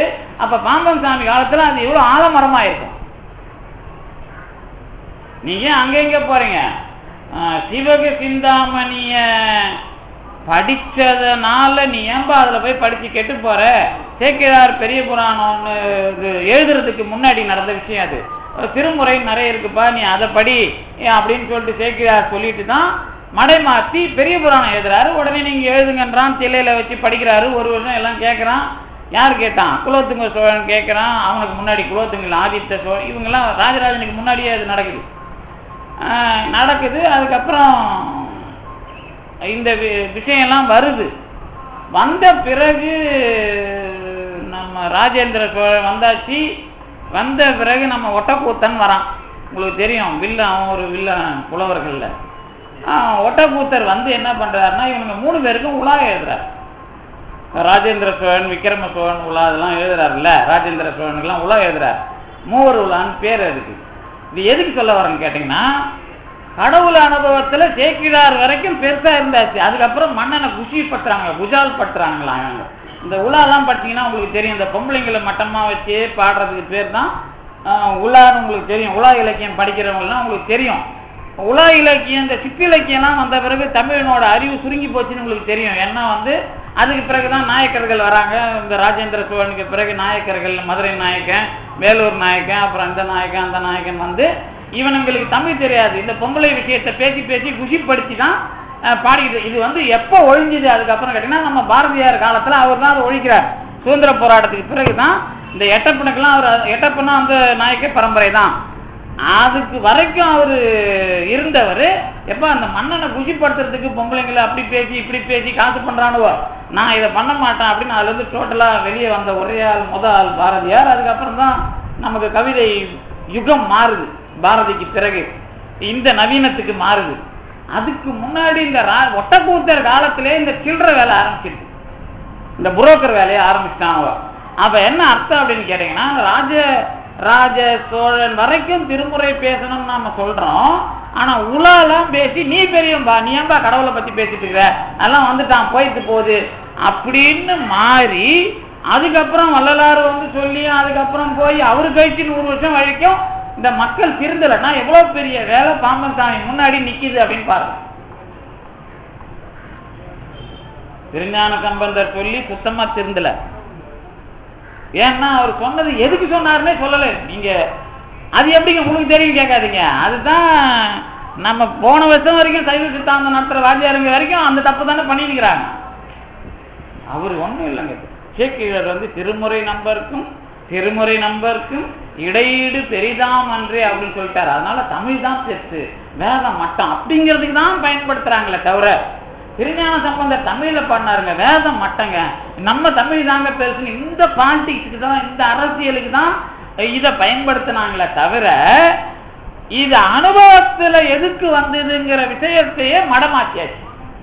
அது நேற்று வரைக்கும் நடக்குது, இன்னி வரைக்கும் நடக்குது. அது சரி, அது திருஞான சம்பந்தர் அப்படியாச்சா? இதுக்கு நடுவுல ஒரு ஆள் வந்தாருங்க. யாரு? இந்த 14ஆம் நூற்றாண்டுல ஒரு ஆள் வந்தார். மெய்கண்டாருடைய பரம்பரைன்னு சொல்லிக்கிட்டு சிதம்பரத்துல நடராஜர் தீட்சிதர் பரம்பரையில ஒருத்தர் வர்றார். உமாபதி சிவாச்சாரியார்னு பேர். இந்த சைவ சித்தாந்தத்தை மறுபடியும் திருஞான சம்பந்தரை வச்சு புரிஞ்சுங்கடாப்பா, நீங்க மறுபடியும் சிவஞான போகத்துல அவர் தெளிவா எழுதுறார். ஆனா நீங்க மறுபடியும் மடம் மாத்துறீங்களா, ஆகம வழிதான் சைவ சித்தாந்தம் சொல்லுவேன், மறுபடியும் இந்த சண்டை ஏன் போடுறீங்க? அருள்நந்தி சிவாச்சாரியார் ஆகம மரபுல வச்சுதான் சைவ சித்தாந்தத்துக்கு சிவஞான போகத்துக்கான உரைய சிவஞான சித்தியார்ல விரிவா எழுதுறார். அதுக்கு உடனே ஒருத்தன் தப்பக்கட்டு வேற, ஒரு விருத்தத்துல பாதி விருத்தம் போதும் பாட்டு வேற எழுதணும். ஒரு விருத்தம் முழுசா தேவையில்ல, அந்த சிவஞான போகத்தை சொல்றதுக்கு இந்த பாதி 2 வரி போதியம் அப்படின்னு அதுக்கு வேற தூக்கி வச்சுன்னு கொண்டாடினாங்க. எதை? சிவஞான சித்தியார. இப்படிதான் நம்ம ஆளுங்க பண்ணுவானுன்னு உங்களுக்கு தெரியும். அதனாலதான் நம்ம ஆள் மைக்கு கிட்டி இனிமே வந்து சார் மைக்கை புத்திட்டு இந்த நவீன நினைக்கிறதெல்லாம் சொல்லிட்டு இருக்காதுங்க. வேற நம்ம இவரெல்லாம் கேட்கிறாரு, நீங்க வந்து இவர் பேசுறாரு அவர் பேசுறாருலாம் பேச வேணாம், நீங்க ஆரம்பிச்சு ஐயா பேசுவார்னு சொல்லிட்டு இனிமேல் அவர் கேட்பாரு. சுப்பிரமணிய நம்ம பாம்பன் சாமி வந்து செவி அறிவுறுன்னு ஒண்ணு பேசிருக்கிறாரு, அதை ஒரு பக்கம் படிச்சு போங்களாம். ஏதாவது ஒண்ணு நீங்க தினம் அல்லாஹ் உபதேசிக்கப்படுதுன்னு படிக்கிறாங்கல்ல, அந்த மாதிரி நீங்க ஒரு வாக்கியத்தை தினம் இங்க ஆரம்பிச்சு சாமி இதை ஒரு வாரம் வந்து ஒரு உபதேசத்துல ஒரு பகுதி இதுக்காக இதை சொல்றேன்னு அவர் சொல்றாருல்ல, அதை முதல்ல படிச்சு இதற்காக இதை சொல்லுகிறார் அப்படின்னு போயிட்டே இருங்க. அதுக்கப்புறம் ஒரு தடவை கடா விடையில ஒரு அந்த மாதிரி நிறைய சொல்லியிருக்காரு. அப்புறம் வந்து ஆனந்த முகில் இதுல ஒண்ணு எடுத்துக்கிட்டு நீங்க படிங்க. இது சரவணந்தாரே தொடப்பமும் பெருக்கணும், மஞ்சிருச்சும் தொடப்பத்தால ஒண்ணுன்னு அர்த்தம். பெருப்பாரா அடிப்பாரா? தொடப்பம் ஒண்ணுதான், தொடப்ப கட்ட ஒண்ணுதான். பெருக்கவா அடிக்கவா அப்படிங்கிறது. அடிக்கிறதுனா மந்திரிக்கிறது, நீங்க சொல்றது தொடப்படையில் அடிக்கிறது இல்ல, மந்திரிக்கிறது பேய் ஓட்டுறதுன்னு வச்சுங்களேன். நீங்க உடனே அப்படி நினைச்சிக்க போறீங்க, நான் அப்படிலாம் சொல்ல வரல. இந்த பெருக்கிறது தொண்டு, மந்திரிக்கிறது குருமார். இந்த ரெண்டு கேஸ் தான். நான் மறுபடியும் தொடப்பத்தால் அடிக்கிற வேலை வரல, ஏன்னா அது அங்க வேற இடம் இருக்குது அதுக்கு. அதனால அதுக்குன்னு ஒரு இடம் சாமி வச்சிருக்காரு, பெருக்காத இடம் ஒன்று வச்சிருக்காரு. அப்ப வந்து நீங்க எங்க நம்ம அடிக்க போறோம், எங்க துடைக்க போறோம், எங்க அப்படி அது இல்லை விஷயம். அதனால நீங்க உங்க பார்ட்டுக்குள்ள எதெல்லாம் நீங்க வரீங்க அப்படிங்கிறத முடிவு பண்ணீங்கன்னா உங்களுக்கு தெரியும். அப்பதான் நீங்க என்ன பண்ணணும், நமக்கு என்ன பொறுப்பு இருக்கு, நாம பேசிக் லெவல்ல என்ன வேலை பண்ணணும், அப்புறம் அடுத்த லெவல்ல என்ன பண்ணணும் அப்படிங்கிறதெல்லாம் வரும். இப்ப எதுக்கு வந்தது அந்த கதை? பாம்பன் சாமிக்கு அவ்வளவு பெரிய வேலை இருக்குது. இந்த நடுவுல இருந்த வேலைய இவருக்கு முன்னாடி செஞ்சவர் உமாபதி சிவாச்சாரியார். அந்த உமாபதி சிவாச்சாரியார் என்ன பண்றாருன்னா, நடராஜரே அவரை வச்சுதான் வேலை பார்த்தார் சிதம்பரத்துல. நடராஜருக்கு வந்து அதுக்கு முன்னாடி ரெண்டே ஆள் தான் வந்து கொஞ்சம் மரியாதை கொடுத்தாங்க. யாருன்னா நடராஜ பெருமானுக்கு அது மாணிக்க வாசகர் கொடுத்தாரு. அதுக்கப்புறம் சேக்கிழார் கொடுத்துட்டு பார்க்குறாரு. சுந்தரர் கிட்ட இன்னைக்கு இந்த நடராஜ பெருமான் வரலாறு தெரியுதோ இல்லையோ, இந்த திருத்தொண்ட தொகைன்னு சேக்கிழார் இது நம்ம சுந்தரமூர்த்தி சுவாமிகள் பாடுறாருல்ல, இறைவன் வந்து சுந்தரமூர்த்தி சுவாமிகள் என்ன பண்றாரு, பாட்டு பாடணும்னு கேட்கிறாரு. எனக்கு எப்படி பாடுறதுன்னு தெரியாது. அங்க இருக்கிற குரூப்பை தானே பாடணும். அங்க வந்து விரல் மிண்ட இருக்கிறாரு, அப்புறம் இன்னும் கொஞ்சம் பேர் இருக்கிறாங்க. சரி கடவுளை நீ தான் பாடியா அப்படின்ன உடனே அந்த கடவுள் என்ன பண்றாரு, உடனே தில்லை வாழ்ந்தான் மடியா, என்ன தில்லை வாழ்ந்தான் மடியா இருக்க முடியும் பாடுது அப்படின்னு அவர் கேட்கல. சரி தில்லை வாழ்ந்தான் மடியா இருக்க மாடியான்னு பாடிட்டாரு. இவர் அப்புறம் இல்லை என்னாத ஏற்பகைக்கு மடியன் இவர் அதுக்கப்புறம் இல்லை நம்ம யாரு திருநீலகண்டருக்கு பாடுகிறாரு. முதல் நாயன்மார் சுந்தரரால் பேசப்பட்டவர் திருநீலகண்ட யாழ்ப்பாணம். இது யாரு திருநீலகண்டத்து புயவர், அவருக்கு தான் முதல்ல பாடுறார் சுந்தரர். அதே தில்லையை வச்சுதான் எனக்கு தில்லையில இவன் தான் பெரியவன் சுந்தரர் சொல்றாரு, இல்ல கடவுள் அவன் தான் பெரியவங்கிறாரு. சரி பரவாயில்ல, யாராவது சண்டை போட்டுக்கோனா. அதுக்கப்புறம் ஒன்னும் தில்லையில வந்து திருஞான சம்பந்தர் வந்து போறார். திருஞான சம்பந்தர் உங்களுக்கு என்ன பண்ணாருன்னு தெரியும். தில்லைக்கு உள்ள கோயிலுக்குள்ள நம்ம வெளியே அப்படியே வந்துட்டு இருக்கிறாரு. திருநீலகண்ட யாழ்ப்பாணரோட வராரு. கேட் பாஸ் கொடுக்கல. சரி அப்படியே ஓட்டிக்கிட்டு நம்ம திருநீலகண்ட யாழ்ப்பாணரை கூட்டிக்கிட்டு பக்கத்து ஊர்ல விட்டுட்டு அதுக்கப்புறம் தனியா வந்து சாமி கும்பிட்றாரு. அப்புறம் இங்க இருந்தே சாமி கும்பிட்றாரு. இப்படிலாம் உங்களுக்கு மேஜிக்லாம் தெரியும். அது உள்ள போனீங்கன்னா என்ன நடந்ததுன்னு உங்களுக்கு புரியும். அது ரொம்ப விவரமா நான் சொல்ல விரும்பல. ஏன்னா சிதம்பரத்துக்குள்ள அற்புதம் நடந்த வரலாறுன்னு ஒண்ணும் கிடையாது. திருநீலகண்டர் வரலாறு வெளியில நடக்குது, கோயிலுக்குள்ள இங்க நடக்கல, நடராஜா கோயிலுக்குள்ள நடக்கல. கடவுளும் பாக்குறான், அதை விளங்க வைக்கணும்னு ட்ரை பண்றான். யாரு நம்ம நடராஜ பெருமான் அல்லது வந்து இறைவன். சரி அதை விளங்க வைக்கிறதுக்கு முயற்சி பண்றான். இவங்க வந்து பாடி தில்லை வாழ்ந்தனதான் மடியா இருக்குன்னு சொல்லியாச்சு, ஒன்றும் புரியல யாருக்கும். அப்புறம் கேட்கிறாரு 3000 வரை பத்தி பாடினாரு, முடிஞ்சு போச்சு. அதுக்கப்புறம் என்ன பண்றான் கடவுள், சரி சும்மா இல்ல சேக்கிழாரை வச்சு அங்க பெரிய புராணத்தையாவது பாட வைப்போம். ஒரு வருஷம் பாடினாங்க. எங்க சிதம்பரத்துல சேக்கிழார் பெரிய புராணம் அரங்கேற்றம் பண்ண இடம் சிதம்பரம் ஆயிரங்கால் மண்டபம். அங்க ஒரு வருஷம் நடக்குது அரங்கேற்றம். ஆனா அங்க அப்பவும் ஒன்னும் அற்புதம் நடக்குது. நான் எதுக்கு இந்த வரலாறு இணைக்கிறேன்னு நினைச்சு பாருங்க. சிதம்பரத்துல விளங்க வைக்கிறதுக்கு இறைவனே படாத பாடுபடுறான், ஆனா நடக்கல. அதுக்கு அப்புறம் இந்த சிவஞான போதம் மெய்கண்டார்லாம் பாண்ட பிறகு 14ஆம் நூற்றாண்டுல உமாபதி சிவாச்சாரியாருங்கிற தீட்சிதரை வச்சுதான் அங்க அற்புதம் நடக்கும். அது கூட அற்புதத்தை அவங்க உள்ள அனுமதிக்கல, வெளியே வச்சு அவர் பண்ணிட்டு போயிடுறாரு. அவரு சைவ சித்தாந்தத்துக்கு முடிவு கொடுக்குறாரு. யாரு? உமாபதி சிவாச்சாரியாரு சைவ சித்தாந்தத்தை நீங்க ஆகம சித்தாந்தம் இந்த மாதிரிதான் என்னது டெக் டைவர்ஷன்லாம் போடாதீங்கப்பா. அதுக்கு தெளிவா வேதாந்த தெளிவாம் சைவ சித்தாந்த திறன்னு பேர் கொடுத்தாரு. யாரு? உமாபதி சிவாச்சாரியார் தான் முத எனக்கு முன்னாடி பாடினவங்களாம் திருச்சி தான். அவங்க சொன்னதை நான் ஏற்றுக்கிறேன். ஆனா நான் என்ன சொல்ல வரேன் அப்படின்னு கேட்டா, வேதாந்த தெளிவாம் சைவ சித்தாந்த திறன்னு எழுதினார். எதுக்கு எழுதினாரு? இதை ஒழுங்குபடுத்துறதுக்கு. அவருக்கு பிறகு அந்த வேலைய இப்ப அவர் என்ன எழுதினாரு? சிவப்பிரகாசம் நூல் எழுதினார். யாரு? உமாபதி சிவாச்சாரியார். அது போதா குறைக்கு இன்னும் ஒரு 7 நூல் எழுதினார். அவர் எழுதின நூலுக்கு பேரு 8 நூல். அஷ்டகன் வடமொழியில, சித்தாந்த அஷ்டகன் 8 நூல். இந்த 8 நூல் பாடியும் வேதாந்த தெளிவாம் சைவ சித்தாந்த திறன்னா என்னன்னு எழுதிருந்ததுன்னு நேற்று வரைக்கும் அந்த சைவ சித்தாந்த விற்பனர்களுக்கு எல்லாம் விலை புரியல. விலை எவ்வளவு விலை கொடுத்து வாங்குறதுன்னு தெரியல, எந்த கடையில வாங்குறதுன்னு தெரியல. அவங்க லாலா கடைக்கு போலாமா அல்ல திருநெல்வேலிக்கு போலாமான்னு இன்னும் வேலை பார்த்துக்கிட்டு இப்ப கடைசியா ஊட்டிக்கு போயிட்டு இருக்கிறாங்கன்னு வச்சுங்களேன்.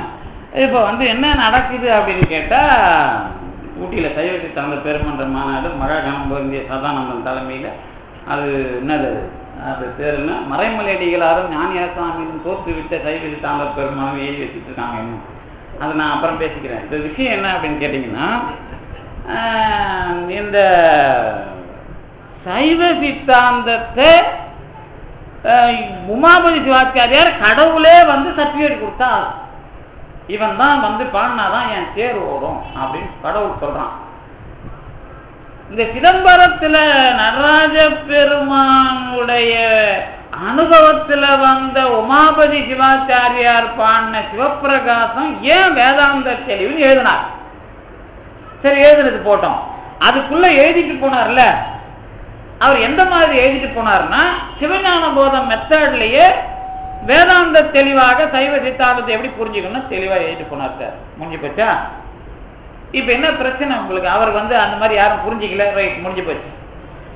திருஞான சம்பந்தர் நான் பார்ப்பான் வேதம் தெரிஞ்சு நான் சொல்றேன்னு பாட்டுல எழுதினார், அதுவும் அப்படியே நிற்கிது. இதெல்லாம் என்ன? இப்ப இதெல்லாம் என்ன? இது என்ன எழுதுனா எழுதுனா இப்ப என்ன பிரச்சனை? இதுல ஒண்ணும் இல்ல. இது யாருக்கு குறை? இப்ப இது யாருக்கு சார் இதெல்லாம் பிரச்சனை? இதெல்லாம் பிரச்சனை யாருக்கு? முதல்ல இப்ப இது இவ்வளவு பிரச்சனை இருக்குது, இதெல்லாம் யாருக்கு பிரச்சனை? சரிங்க சார், இப்போ உங்க வீட்டுல நீங்க முறையா உழைச்சி வாங்கின சொத்து இருக்குதுன்னு வச்சிங்களேன். இது முறையா உழைச்சி வாங்கின சொத்து நீங்க என்ன பண்ணுவீங்க? முறையா பயன் பண்ணனா என்ன பண்ணுவீங்க? அதுக்கு முறையா பசங்க கிட்ட சொல்லி அது முறையா இப்படி பார்த்துக்க அப்படின்னா ஏதோ ஒன்று சொல்றீங்கல்ல. சரி, விட்டுருங்க. உங்களுக்கு அந்த மாதிரி ஒரு பழக்கம் இல்லைன்னா வேற ஏதாவது ஒரு புதுசா ஒன்று நீங்க போற்றி பாதுகாக்கிற மாதிரி ஒன்று இருந்ததுன்னு வச்சிங்களேன். உங்க வீட்டு மரபோ அல்லது பண்பாடோ அல்லது புஸ்தகமோ அல்லது ஏதோ ஒன்று இருக்குதுன்னு வச்சிங்களேன். இதை அடுத்தவங்களுக்கு அதோட அருமையை சொல்லி தானே புரிய வச்சு பண்ணுவீங்க. இது இப்படிப்பட்ட உழைப்புல வந்தது, இதுக்கு இவ்வளவு உயர்வு இருக்குது, இது மாதிரி சொல்றீங்கல்ல. அந்த மாதிரி இந்த நாமெல்லாம் பிறந்திருக்கிறோம், வளர்ந்துருக்கிறோம், இவ்வளவு பெரிய விஷயம் நடந்திருக்குது. இந்த நமக்கு நோக்கம் என்ன? நமக்கு என்ன நோக்கம்?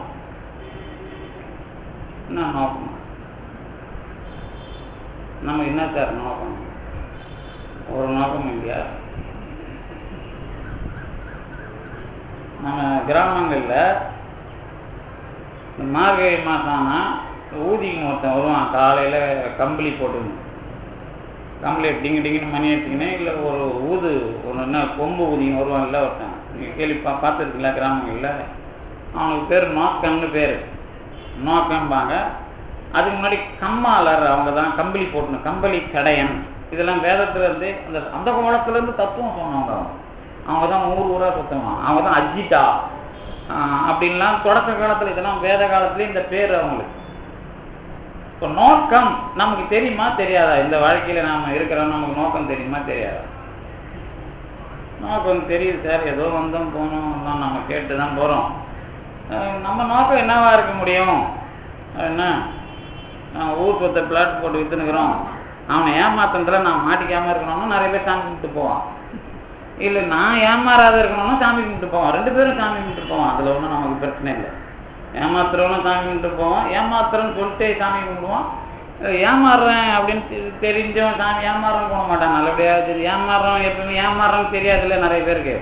ஏமாந்த பிறகுதான் ஏமாந்தன்னு தெரியுமே தவிர இல்லை ஏமாறும் போதே ஏமாறுறன்னு யாருக்கா தெரியுமா? அது சில பேருக்கு தெரியும். அது அவங்க தான் வந்து அவமானத்தை நேராக சந்திக்கிறவங்கன்னு வச்சுங்க. அவங்களுக்கு ஒரு குறிப்பிட்ட எல்லை வரும்போது தெரியும் நாம் இந்த மாதிரி ஏமாற போகிறோம் தெரிஞ்சே சில பேர் வேறு வழி இல்லாமல் ஏமாறுறோம். அந்த ஆள் வேறு நிலவரம்னு வச்சுங்களேன். இப்போ அதில் நான் ரொம்ப போகல, நேரம் விரும்பல. செய்தி என்ன அப்படின்னு கேட்டிங்கன்னா, நமக்கு நோக்கம் தெரியுமா தெரியாதா அப்படிங்கிறதான். நோக்கம் வந்து இப்போ நீங்கள்லாம் பண்ணுறீங்களா, இதுக்கெல்லாம் என்ன சார் நோக்கம் அப்படின்னு கேட்டால் என்ன சொல்லுவார்? என்ன சொல்லுவார்? என்ன ஏது வேறு நோக்கம்? நான் அந்த காலத்துலேருந்து ஏதோ எங்கள் ஐயா குருநாதர் இருந்தார், நம்ம நாகராஜ ஐயா, நீ செய்கிறத விடாமல் செய்யினார், அதனால நான் செய்கிறேன், அதை தவிர எனக்கு ஒன்றும் நோக்கம் இல்லை அப்படின்பாரு. அவர் இன்னும் வாழ்ந்துட்டு 20 வருஷமாக அவர் சோத்தை போட்டார், இன்னைக்கு சோத்தை சொன்னார். 25 வருஷமாக வந்தாரு, 50 வருஷமாகவும் சோத்துங்கிற 55 வருஷமாகவும் அதான் பண்ணுற, 60 வருஷமாக இதில் இல்லைங்கய்யா, இதில் ஒரு பிரச்சனையும் இல்லாமல் வாழ்ந்துட்டா போதும், அதான் எங்கள் நோக்கமே தவிர வேற ஒன்றும் எங்கள் நோக்கம் இல்லை. இதில் பிரச்சனை வராமல் வாழ்ந்தா போதும், அவ்வளோதான் எங்கள் நோக்கம். சரி பரவாயில்ல. எல்லா வாத்தியாரும் அதான் நினைக்கிறான். வாத்தியார் வேலைக்கு போகிற வரைக்கும் சமுதாய பிரச்சனையை பற்றி பேசுவான், வேலைக்கு வந்துட்ட பிறகு சமுதாயத்தில் பிரச்சனை வரக்கூடாது. ஏன்னா அவன் வாங்குற 60,000 1 லட்சம் சம்பளத்தில் அவன் சாகிற வரைக்கும் பிரச்சனை வந்துடக்கூடாது. வந்துட்டு அவனுக்கு சம்பளம் இல்லாத போயிடுச்சுன்னா அப்புறம் அது ஒரு பிரச்சனை. ஏன்னா நாம இங்கே வெளியில் இருக்கிற வரைக்கும் பிரச்சனை பேசும், உள்ளே போயிட்ட பிறகு எப்பா இந்த சமுதாயத்தில் நான் ரிட்டையர்ட் ஆகிற வரைக்கும் எந்த பிரச்சனையும் இல்லாமல் ஓடினண்டா சாமி இப்படியே ஓடணும்னு நினைப்பான். ஏன்னா அவனுக்கு அந்த அவன் வாழற வரைக்கும் அது நோக்கம். அப்போ என்ன அர்த்தம் கேட்டீங்கன்னா, இவனுக்கு முடியல, அதுக்கப்புறம் டயர்ட் ஆயிடுறான்ல.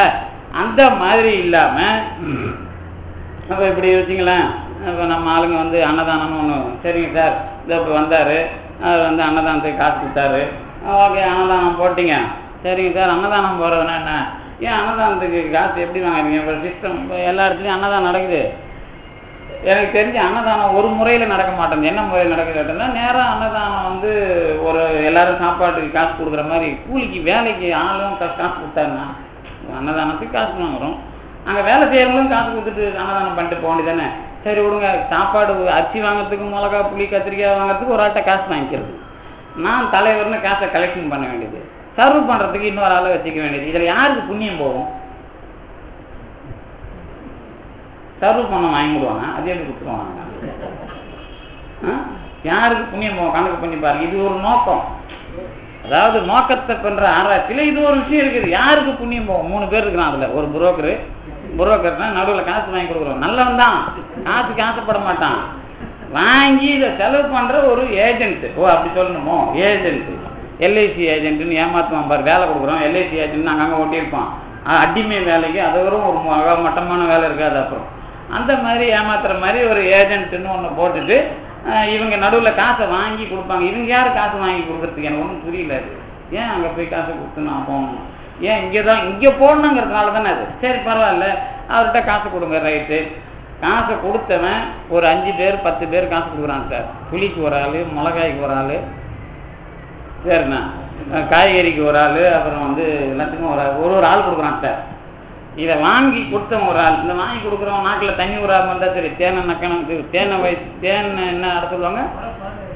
தேன் புறங்கையை நக்குவாங்கிறாங்கல்ல. தேன் அடைய அழித்தவன் புறங்கையை நக்காமல் இருக்க மாட்டான்னு ஒரு பழமொழி இருக்குது.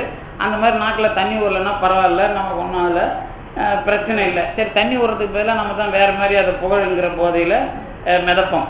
நான் 4 பேரை கட்டி மேய்ச்சி இல்லை 4 பேர்கிட்ட காசை வாங்கி இல்லை நான் வந்து இதை நல்லா சிறப்பாக இதை அன்னதானத்தை மெயின்டைன் அல்லது நடத்திக்கிட்டு வரேன், இத்தனை வருஷமாக நான் கொம்பு கட்டிக்கிட்டு வரேன் அல்லது அப்படி ஏதாவது ஒன்று பெருமை சொல்லிக்குவாங்கல்ல, ரைட்டு, அதுக்காக அது நடக்கலாம், அதை பற்றி எனக்கு பிரச்சனை இல்லை. அவங்கள பற்றி இப்போ விட்டுருங்க. இப்போ 10 பேர்கிட்ட காசு வாங்கிங்க சார், சாப்பாடு செஞ்சுட்டீங்க, சாப்பிட வர்றவங்கள விட்டுருங்க. இந்த சர்வ் பண்ணுறவங்க இருக்கிறாங்க. இப்போ சர்வ் பண்ணுறதுக்கு காசு கொடுத்து சர்வ் பண்ணாமல் தான் பெரும்பாலான 99% அன்னதானங்கள் மாகேஸ்வர பூஜைக்கு நடக்குது. எனக்கு தெரிஞ்சு இங்கே திருவாசகம் கிளாஸ் நடக்கும், இந்த செட்டிநாடு ராணி நியமிதில் முற்றுவாதல், அங்கே சாப்பாடு போவாங்க. எனக்கு தெரிஞ்சு அங்கே ஏன்டா சாப்பிட போனோம்னு எங்கள் அடியாருங்க ஒரு 5-6 பேர் ஓடி வந்துடுவாங்க. இங்கேயே இருக்கிறாங்க ஒரு 4 பேர். திருவாசகம் கிளாஸ் நடக்கும், இந்த சாப்பாடு போடுறோம் எரிஞ்சு நீங்கள் உட்காராத, நீ சாப்பிட போடாத, நீ பண்ணாத, அத்தை பண்ணு இத்தை பண்ணு 2-3 பேர் டாமினேஷன் பண்ணியே ஏன்டா அங்கே சாப்பிட உக்காந்தோம் அப்படின்னு இந்த முற்றுவதல் திருவாசகம் முற்றுவதில் ஓடி வந்தவங்க என்கிட்ட சாட்சிக்கெல்லாம் ஆள் இருக்கிறாங்க. இப்போ அந்த மாதிரி சாப்பாடே அங்கே சாப்பிடக்கூடாதுங்க, கிளாஸை கேட்டோமா ஓடி வந்தோங்க அப்படிங்கிற லெவலுக்குலாம் நிறைய பேர் வந்துட்டாங்க. திருமுறை முற்றுவதல் திருவாசகம் முற்றுவதில் நாங்கள் நண்பர்களோட கேள்விப்பட்டது மட்டும் இல்லை, உண்மை. சரி, இப்போ இவங்களை பார்க்கும்போது பாதிகளை பற்றி நமக்கு பிரச்சனை இல்லை, சர்வீஸ் பண்ணுறாங்க, சாப்பாடை எடுத்து போடுறாங்க. இப்போ இவங்களுக்கு என்ன மாதிரி புண்ணியத்தை நாங்கள் பிரித்து கொடுக்குறோம். நோக்கம் என்ன பண்ணுவீங்க? இப்போ இல்லை சார், நீங்கள் சொல்கிறத பார்த்தா இனிமேல் காசு கொடுக்குறவங்களே உங்களுக்கு சாப்பாடு பரிமாற விட்டா நல்லா இருக்குங்கள அப்படின்னு நீங்கள் சொல்லலாம், அதையும் சொல்லலாம்ல. சரி, அப்படி இல்லையா காசு, இப்போ நீங்கள் இதுக்கு அப்புறம் இது இன்னொரு அடுத்த கேள்வி கேட்பேன். என்ன கேள்வி கேட்பேன்னா, காசு கொடுத்தவன் ஒழுங்காக சம்பாதிச்சவன் காசு கொடுத்தானா, உண்மையாக சம்பாதிச்சவன் காசு கொடுத்தானா, அப்புறம் நீங்கள் அவன் நல்லவனா இப்படிலாம் பார்த்து வாங்கினீங்களான்னு அடுத்த கேள்விக்கு நான் போயிடுவேன். அப்புறம் அந்த பக்கம் அப்படி விட்டீங்கன்னா, அப்புறம் இந்த பக்கம் இந்த சர்வீஸ் பண்ணுறவங்களுக்கு உள்ளே வந்தீங்கன்னாக்கா, சரி சாப்பிட்டு போகிறதுக்காக சர்வீஸ் பண்ணுறாங்களா இல்லை எதுக்கு உண்மையிலேயே சர்வீஸ் பண்ணுறாங்கன்னு தெரிஞ்சுக்கிங்களா அப்படின்னு நான் கேட்பேன். இல்லை அந்த நாளில் சாப்பிட்டு போனால் நானும் இந்த கோயிலுக்கு வந்தேன், நானும் இங்கே ஒரு ஆள் தான் அப்படின்னு காட்டிக்கிறதுக்கு போடுறாங்களா, இல்லை இவங்க நாகரிகமாக சாப்பிட்டு போகிறதுக்கு சாப்பாடு போடுறாங்களா, இங்கே ஒரு செல்வாக்கு சாப்பாடு போடுறாங்க, என்ன மனநிலையில் போடுறாங்க? சரி, இவங்களெல்லாம் எப்படி நோக்கத்தை நீங்கள் என்னென்ன நோக்கம் இவங்களெல்லாம் எடுத்தோடனே புண்ணியம் எழுதுவீங்க, நல்லா கேட்கறதுக்கு நல்லா இருக்கும். சாப்பாடு போட்டவர்களுக்கு இந்த புண்ணியம், சாப்பாடு போட்ட அன்னதானம் வழங்குவதற்கு பணம் கொடுத்தவர்களுக்கு இன்ன புண்ணியம் யாராவது பிரித்து எழுதி வச்சிருக்கீங்களா? ஒன்றும் எழுதி வைக்கல, இல்லை இன்னும் பிரித்து எழுதணும். அதானே என்னென்ன புண்ணியம் நாம் இனிமேல் எழுத ஆரம்பிக்கணும். அப்போ எழுத ஆரம்பித்தாதான் இதெல்லாம் சரி வரும். சரி, இப்போ என்ன கேள்வி இதில் வந்தது? இப்போ இதெல்லாம் எதுக்கு வந்தது? நோக்கத்துக்கு வந்தது. அப்போ இந்த நோக்கம்னு ஒன்று நீங்கள் தெளிவுபடுத்தாத வரைக்கும் நீங்கள் தெளிவில்லாதவங்க, அதை பற்றி கவலை இல்லை. அதை இன்னும் திருநாவுக்கரசர்கிட்ட கேட்டால் ரொம்ப ஜாலியாக அடிக்கிறார். தெளிவு இல்லைன்னா நம்ம அப்படி இப்படி இல்லைப்பா, தழல் ஏறி மடுத்த நீரில் திளைத்து நின்று ஆடுகின்ற ஆமை போல் தெளிவில்லாது. தழல் ஏறி மடுத்த நீரில் திளைத்து நின்று ஆடுகின்ற ஆமை போல் தெளிவில்லாதேன் அப்படின்னு அப்பரடிகள் ஒரு இடத்துல உதாரணம் காட்டுறாரு. என்ன காட்டுறாருன்னா, ஆமைய ஒரு சட்டியில் பெரிய பானையில் போட்டு தண்ணி ஊற்றி உள்ளே போட்டாச்சு, அது ஜில்லுன்னு இருக்குது. அந்த தண்ணி சட்டிங்க நெருப்பு வச்சு கொளுத்துறாங்க. கொஞ்சம் இளம் சூடு வரும்போது இன்னும் ஜிகி ஜிகின்னு அது விளையாடுது, உள்ளே குச்சி ஆஹா ரொம்ப மகிழ்ச்சியாக வெதன்னு. ஆமை தான் தண்ணின்னு இருக்கும், கரைக்கும் வரும் இல்லை, கரைக்கு வரும்போது கொஞ்சம் வெது வெதுப்பு அனுபவிக்கும்ல, அந்த வெது வெதுப்பு அது தண்ணிக்குள்ளேயே அனுபவிக்குது கொஞ்சம் இளம் சூட்டில். அப்போ அதாவது தழல் ஏறி மடுத்த நீரில், நெருப்பில் கொஞ்சம் காஞ்சிக்கிட்டே வர்ற தண்ணியில அதாவது மகிழ்ச்சி அடைகின்ற ஆமையை போல நான் தெளிவில்லாதவன் அதுல முடிவு சொல்லிட்டார். இன்னும் கொஞ்ச நேரம் தண்ணி போயிட்டு நம்ம அது யாமை போய் சேர போகுது, ஆனா அது வீசிக்கிட்டு இருக்கு. அப்ப இந்த மாதிரி தெளிவு இல்லாதவன் அப்படிங்கிறத அவர் சொல்லிட்டு இருக்கிறார். அப்ப நோக்கம் கடைசி வரைக்கும் நமக்கு தெரிய போறது இல்லை. அப்ப நோக்கம் யார்? எதுக்கு இதெல்லாம் ஆரம்பிச்சு ஞாபகம் சொற்பொழிவு எங்க வந்தது, எதுக்கு ஆரம்பிச்சு சொல்லுங்க பார்ப்போம். ரொம்ப விவரமா கேட்டு நிற்கிறீங்களா? இப்ப சொற்பொழிவு நிறைய இது விருதாங்க. சொற்பொழிவு எங்க ஆரம்பிச்சேன் எங்க போனான்னு தெரியாத லெவலுக்கு வராத அளவுக்கு கேட்டது நாங்க எங்க கேட்டோன்னு தெரியல, எதுக்கு இவர் பேசுறாருன்னு தெரியலன்னு போயிட்டு இருக்க கூடாது. எதுக்கு ஆரம்பிச்சேன்னா, நமக்கு யாருக்கும் நோக்கம் தெரியாது, கடவுளுக்கு தான் நோக்கம் தெரியும். அந்த நோக்கத்தை ஆராய்ச்சி பண்ணீங்க, வேதத்தை அனுபவத்தை திருஞான சம்பந்தர் கொடுத்தான். அப்ப நோக்கம் தெரிஞ்சு கடவுள் கொடுத்துட்ட பிறகு இதெல்லாம் பிரச்சனை வந்தா யாருக்கு குறைன்னா கடவுளுக்கு தான் குறை. இதுக்கு தான் இதை இவ்வளோ நீட்டி முழக்கணும். நமக்கெல்லாம் ஒன்றும் தெரியல, இவ்வளோ விவரம் வந்தும் நீங்க அது உலகத்தை நிலைநாட்டல அப்படின்னா இது கடவுளுக்கு இருக்கு. இப்ப உங்களுக்கு எங்களுக்கு இருக்கு இல்ல, இவ்வளவு பெரிய கொள்கையை திருஞான சம்பந்தர் சொன்னார் அப்படிங்கிறத தொடர்ந்து பின்பற்ற வைக்காதவர்களுக்கும், அதற்கு பிறகு உமாபதி சிவாச்சாரியார் தெளிவுபடுத்தி சித்தாந்தம் பேசிய பிறகும் இந்த நாட்டில் அந்த மரபுலையும் தெளிவுபடுத்துறதுக்கு ஆள் இல்லை. இன்னொரு பக்கம் வேதத்தை வச்சுக்கிட்டு மறுபடியும் வேற மாதிரியே விளக்கம் சொல்லிக்கிட்டு உலகத்துல அங்க அதற்கு ஏற்ற பக்குவம் உள்ள மனிதர்கள் உலகம் முழுக்க இருக்கிறாங்கல்ல, அவங்கவுங்களுக்கு பிடிச்சதை அவங்கவுங்க பேசிட்டு இருக்கிறாங்க. ஆனா உண்மையை ஒட்டுமொத்தமா எடுத்து சொல்ற மாதிரி ஒரு நிலவரம் வரல. எங்க வரலனாலும் பிரச்சனை இல்லை, இங்க வரணும். என்ன வரணும்? வேத விளக்கமும் திருஞான சம்பந்தர் விளக்கமும் சைவ சித்தாந்த விளக்கமும் என்னென்ன பிரச்சனை இருக்குது, என்னென்ன அதுல மாத்தி நாம சொல்லணும், எந்த மாதிரி புரிஞ்சுக்கணும் அப்படிங்கிற வேலைய தெளிவா அதே வேலையா திருஞான சம்பந்தரும் சொல்லல, உமாபதி சிவாச்சாரியாரும் சொல்லல. ஆனா அதே வேலையா சொல்ல வேண்டிய நிலைமை அன்னைக்கு அவங்களுக்கு அப்போ அந்த மெத்தட்ல இல்ல. ஆனா இன்னைக்கு நிறைய வளர்ந்துட்ட பிறகு இந்த வேலைய செய்யறது பாம்பன் சாமிக்கு பெரிய வேலையா போச்சு. இதுதான் விஷயம். அன்னைக்கு திருஞான சம்பந்தர் வேதத்துல குற்றம் இல்லாம நீ தெரிஞ்சிக்க இருமையின் ஒருமையின் சாதாரணமா சொல்லிட்டு போயிட்டார். கடவுளுக்கும் நமக்கும் என்ன சம்பந்தம், அத்தியாத்திரம சுத்தாத்வைத வைதிக சைவ சித்தாந்தம்னு நீட்டமா ஏன் சொல்லணும்?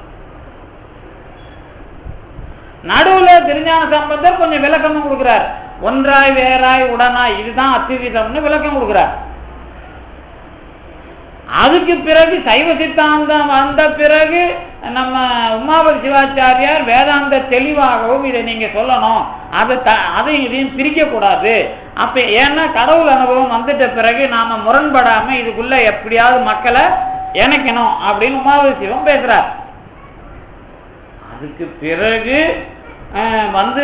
இதெல்லாம் இல்லை இல்லை, இதெல்லாம் ஒட்டுமொத்தமா நம்ம தூக்கி போட்டு வெறும் அனுபவத்தை பேசினா போதும் தாய்மானவரும் வள்ளலாரும் தனியா போயிடுறாங்க. ஆனா அவங்க எல்லாரை விட அவங்கெல்லாம் ஒரு சிலர் அனுபவத்துல வர்றவங்களுக்கு பதில் சொல்றாங்க. அதை விட எல்லாருக்கும் இருக்கிற பிரச்சனையை தலைமையில சுமந்து சொல்ல வேண்டிய நிர்பந்தமும் அதுக்கு பயன்படுகிற ஒரு ஆளாகவும் பாம்பன் சுவாமி முருகன் இணைந்து இந்த வேலையை செய்யறாங்க.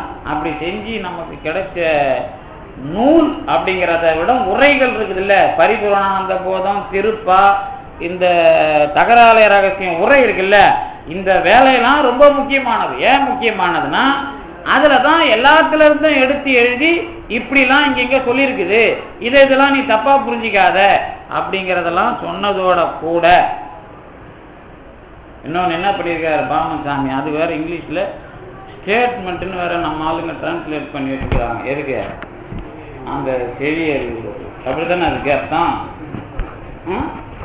செவியறிவு அப்படின்னா என்ன? ஒன்றும் இல்லை, நான் உங்களுக்கு படிக்கலாம் போறதில்லை. அது என்ன அப்படிங்கிறது ஸ்டேட்மெண்ட்டு தான் கொடுத்துக்கிறாங்க. ஒரு first statement, second statement, third statement அப்படின்னு அதுக்கு பேர் வேற நம்ம ஆளுங்க கொடுத்துருக்குறாங்க. ஸ்டேட்மெண்ட்னா உபதேசம் அப்படின்னு சொல்லிட்டு அதுக்கு கொடுக்குறாங்க. அது ஒன்றும் இல்லை. இப்போ ஒரு உதாரணம் சொல்றேன்னே, பாமசாமி ஒரே ஒரு சின்ன உதாரணம். இறைவன்பால் எத்துணை தூய்மை உள்ளதோ அத்துணை தூய்மை எய்துதலே வீடு பேறு என்றல் சாலும். சின்ன வரிதான். இறைவன்பால் எத்துணை தூய்மை உள்ளதோ அத்துணை தூய்மை தான் வீடு பேர். அதான் சுத்தாத்வைதம் சொன்னது. சிம்பிளா, ரொம்ப எளிமையா. சுத்தம்ங்கிறதுக்கு அது இறைவனுக்கு என்ன சுத்தங்கிறது அது நமக்கு இருமையின் ஒருமை, அவ்வளவுதான் விஷயம், முடிஞ்சு போச்சா? இதுக்கு பேரு செவியறிவு.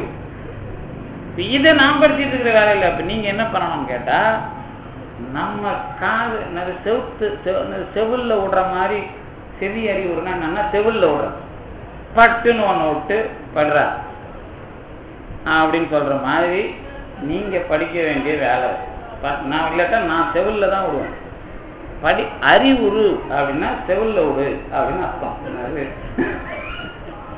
செவில்ல விடுனா காதுல மொய்யின்னு நேரம் அது ரீங்காரம். இப்ப நீங்க பஸ்ல எல்லாம் இந்த காலத்துல நீங்க பிளைட்ல போறீங்களா ட்ரெயின்ல போறீங்களா தெரியாது, டிராவல் பண்றீங்க. நான் ஒரு நைட்டு பூரா டிராவல் பண்ணிட்டு அடுத்த நாள் ஒழுங்கா தூங்கி தண்ணி அடிக்காம போய் அல்லது வேற எதுவும் உள்ள போதைக்குள்ள போகாம அடுத்த நாள் மாத்திரை கித்திர போடாம நீங்க அடுத்த நாள் தூங்கி எழுந்தீங்கன்னா காதுல மொய்யின்னு ஒரு சத்தம் வரும். என்ன சத்தம்னா, அந்த 12 மணி நேரம் உங்களுக்கு தெரியாம ஒரு சத்தம் கொய்யின்னு உள்ள போயிருக்கும், அது ரிஃப்ளெக்ட் ஆகும். அப்படி அது மொத்தம் வெளியே வந்தாதான் உங்களுக்கு அந்த காதுனுடைய ஓசை வெளியே வரும். நீங்க தூங்கவே இல்லையா? அது நீங்க வெளியூர் ஒழுங்கா போனா தானே. அதாவது அந்த வண்டி போயிட்டு இருக்கிற சத்தத்துல நாம மனம் ஈடுபடாது. ஆனா காது அது அந்த செவிப்பறையில அது ஒலிச்சுக்கிட்டே இருக்கும். அந்த 10 மணி நேரம் டிராவல் இருக்குல்ல, அந்த சத்தம் அடுத்த நாள் நீங்க தூங்கும் போது தெரியும், ஒயின்னு ஆரம்பிக்கும். நீங்க தூங்கி எழுந்த பிறகு அது இல்லாம போகும் அப்படின்னு வச்சுங்களேன். அது அந்த 10 மணி நேரத்துல அது குறைஞ்சபட்சம் எவ்வளவு நேரம் தேவை, அவ்வளவு நேரம் அது வெளியே வரும் அந்த சவுண்டு. அந்த மாதிரி உங்க காதுல ரீங்காரம் இட்டு கொண்டிருக்க வேண்டிய வார்த்தைகளுக்கு பேரு செவி அறிவு. அதனால நீங்க எல்லாம் இந்த பாராயணம் இதெல்லாம் நான் தான் அடிக்கடி எனக்கு சொல்லிட்டேன். அனவரத பாராயண அஷ்டகம் எப்பவும் படிங்கோ. இனிமே இப்படி இங்க ஆரம்பிக்கிறதுக்கு முன்னாடி இவரு சைவம் தமிழ் செல்வம் அதெல்லாம் விட்டுட்டு, நவீனம் நக்கீரர் இதெல்லாம் விட்டுட்டு இந்த செவி அறிவு ஒரு பகுதியை படிங்கோ. முடிக்கும் போது 2 பாட்டை படிச்சு முடிச்ச பிறகு பாம்பன் சாமி அவரு போட்டி சொல்ற ஆள் வரலனாலும் பரவாயில்ல, அவர் உடனே எனக்கு பின்னாடி சொல்ல தேவை. சாமி தீபாராதனை காட்டும் போது அவங்களுக்கு போட்டி சொல்லி அதை முடிங்கோ. ஒரு முறையை ஃபாலோ பண்ணுங்க. அதுக்கப்புறம் நாம் எந்தெந்த முறைக்குள்ள வரோம். இப்போ நான் கொஞ்ச முன்னாடி சாப்பாடு சும்மா கிண்டலு கேட்கல, உங்களுக்கு என்ன புண்ணியம் வரும்ன்றது தெரிஞ்சதுனாலே நீங்க எப்படி நடக்கணும்னு தெரியும். ஊர்ல இருக்கிறவங்க திருந்தல்னாலும் நான் எப்படி சாப்பாட்டுக்கு காசு கொடுத்தேன், நான் எப்படி சாப்பாட்டுல சர்வீஸ் பண்ணேன், நான் எப்படி போய் சாப்பிட்டேன் அப்படிங்கிறதுக்குள்ள உங்களுக்கு விசாரம் வந்ததுன்னா அதுக்கு பதில் சொல்றதுதான் செவி அறிவுறு. அப்புறம் இன்னும் கடவுள்ல சந்தேகம் வந்தா சுப்பிரமணிய வியாசம், இன்னும் உங்க வாழ்க்கையில நீங்க என்ன பாவம் செஞ்சீங்கன்னு சந்தேகம் வந்தா ஆனந்த முகில், இன்னும் உங்களுக்கு தத்துவத்துல சந்தேகம் வந்தா கடாவிடை. இந்த மாதிரி நீங்களா முன்னாடி உங்களுக்கு பற்றினீங்கன்னா உங்களுக்கு தெரியும். எல்லாம் தொடப்பம் பெருக்கிறதும் மந்திரிக்கிறதும் சரவணன் சார்னா நடுவில் தொடப்பம் வேற வேலை பார்க்க ஆரம்பிச்சிடும். அதனால நீங்க என்ன பண்றீங்க, அதை வச்சிருக்கிற முறையில வச்சுக்கிட்டீங்கன்னா தொடப்பத்துக்கு பதிலாக வேப்பிலையை பயன்படுத்தலாம் அப்படிங்கிறது தான் நம்மளோட அனுபவம். அதனால இப்போ விஷயம் என்ன அப்படின்னு கேட்டீங்கன்னா, என்ன சொன்னாங்க, இன்னைய பொறுத்த வரைக்கும் நீங்க இதுக்கு மேல என்னத்துக்கு பிரச்சனை வரக்கூடாது. அத்தியாத்திரம சுத்தாத்வைத வைதிக சைவ சித்தாந்தங்கிறதுல பிரச்சனை வரக்கூடாது. இந்த பானு அப்படின்னா சூரியன், ஞான பானு அப்படின்னா ஞான சூரியன். உடனே நீங்க கையை எப்படி காட்டுறது காலை எப்படி காட்டுறதா இருக்கக்கூடாது. ஞான சூரியன் ஏன் பாமன் சாமி அந்த அடைமொழி வந்தது அப்படின்னு கேட்டீங்கன்னா, அவர் ஒரு இடத்துல எழுதுறாரு, அது செவி அறிவுல எழுதுறாரு. என்ன எழுதுறாருன்னா, சூரியனை பார்த்தால் அதை தவிர வேறு ஒன்றும் தெரியாத மாதிரி கண் அதனுள்ளே மயங்கி விடுகிறதோ அதை போல கடவுளில் சேர்வது அப்படின்னு எழுதுறாரு.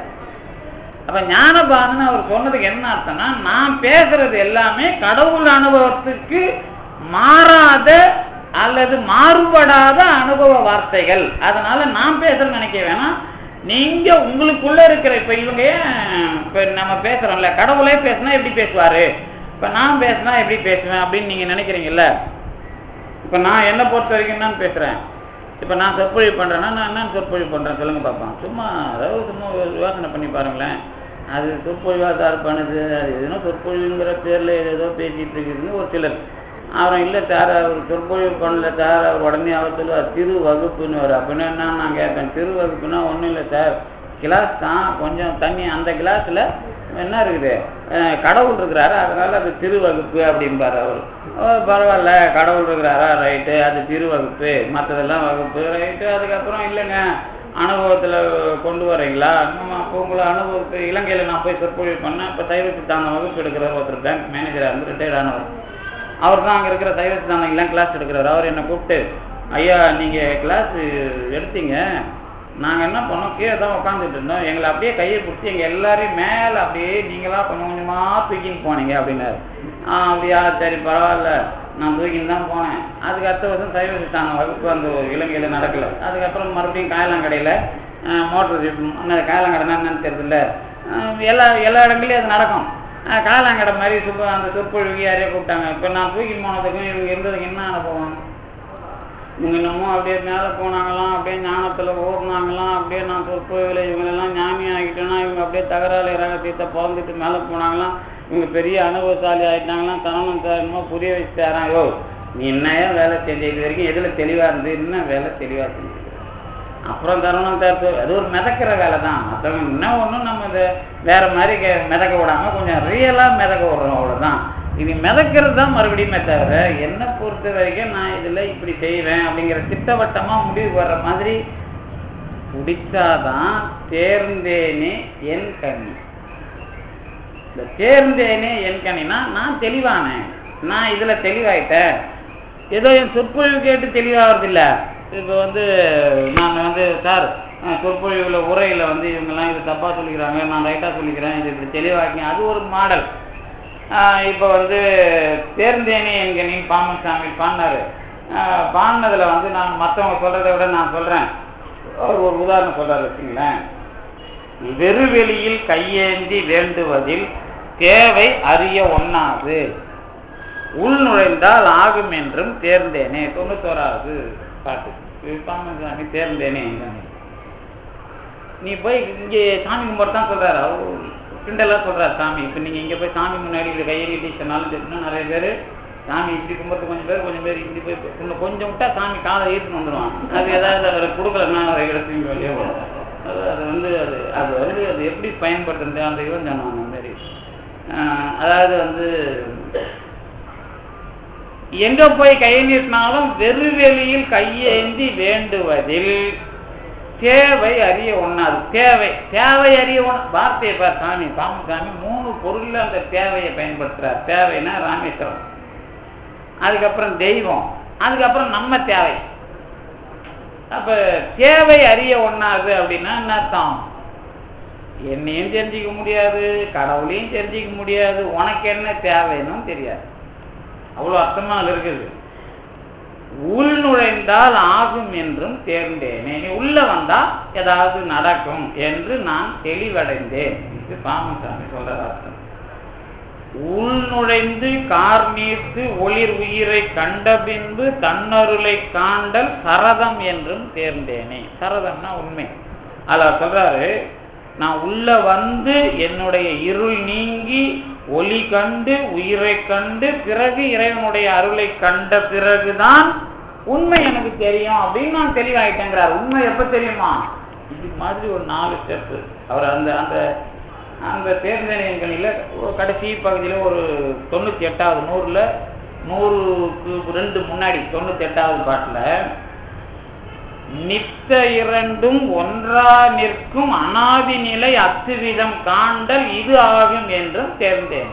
இதுதான் அத்துவிதத்துக்கு அவர் கொடுக்குற தேர்ந்தேனே என்கணிலையும் ஒரு லிஸ்ட் கொடுத்து எப்படி எப்படிலாம் டெவலப் ஆகி தீட்சை அது இது எல்லாத்தையும் சொல்லி அந்த பாட்டுக்கு அடுத்த பிறகுதான் நம்ம யாரு சிதம்பர சாமியை சொல்லி அதுக்கப்புறம் அருணகிரிநாதரை சொல்லி முடிக்கிற அந்த தேர்ந்தேனே என்கண்ணி பகுதியில கடைசி 98வது தான். அதுக்கப்புறம் சிதம்பர சாமி 99, அதுக்கப்புறம் அருணகிரிநாதர் 100.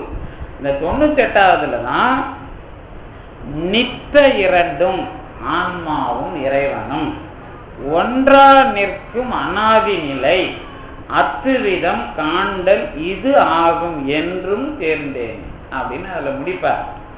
இப்ப எதுக்கு நான் இதை போடிட்டு காமிச்சேன் அப்படின்னு கேட்டீங்கன்னா, அத்துவிதங்கிறத ஆர்கியூமெண்டாவோ அல்லது விவாதமாவோ பேசி அதுல பெரிய ஞானம் காட்டுறதெல்லாம் இருக்குது.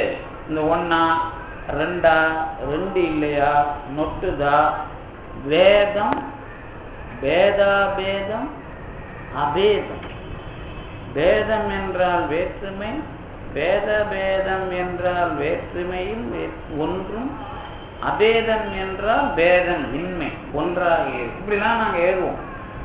இதுலதான் தத்துவம்லாம் உங்களுக்கு நாங்க எழுதினே இருப்போம். அதாவது பேதம் பேதாபேதம் அபேதம் இப்படிலாம் வார்த்தையை போடுவான். இது உங்களுக்கு தெரியும். இந்த வார்த்தை என்னமோ தலையில ஒரு பெரிய குடம் மாதிரி இறக்கி இதுதான் அவன் இந்த இடத்துலதான் இவனை பாராட்டணும். யாரு இப்ப இருக்கிற இந்த போஸ்ட் மாடர்னிஸ்ட் ஒரு ஆளு டெரிடா, அவன் இதெல்லாம் ஏமாத்து வேலை சொல்லையே முதல்ல ஒழுங்கிடா உலகத்துல இருந்துன்னா சொல்ல ஏமாத்து வேலைன்னா அது இப்ப இருக்கிற பிலாசபர் ஒருத்தன். அது நமக்கு எங்க போறதுன்னு கேட்டா சொல்லலாம் ஒழிக்க தேவையில்ல, நமக்கு அனுபவத்தை வரலாற்றெல்லாம் சொல்லுதான் கொடுக்கும். நமக்கு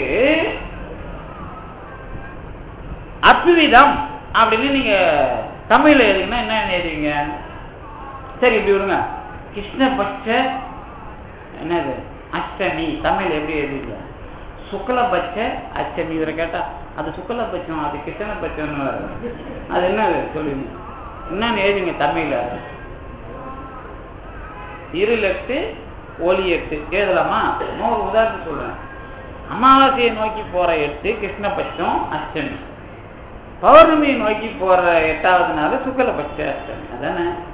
இதுல இன்னும் அது கிருஷ்ணபட்சம் சுக்கலபட்சம் என்ன வேலை புரியுதா உங்களுக்கு? இதுல இது இப்ப நான் என்ன சொல்ல வரேன், இந்த மாதிரி வார்த்தையில பேதம் வேறுபாடு, அபேதம் வேறுபாடு இன்மை, பேதாபேதம் வேறுபாடும் வேறுபாடு இன்மையும், இது எதுக்கு சொல்ல வரனா, இதெல்லாம் ஆர்குமெண்ட். இதை நாங்க அவங்கக்கிட்ட பேசும்போது தெளிவா உமாபதி சிவாச்சாரியார் இதுக்கெல்லாம் விளக்கம் போட்டிருக்கிறாரு. அதுக்கப்புறம் பாம்பன் சாமி இதை பற்றிலாம் பரிபூரணானந்த போதத்தில் எழுதுறாரு, காசி யாத்திரையில் எழுதுறாரு.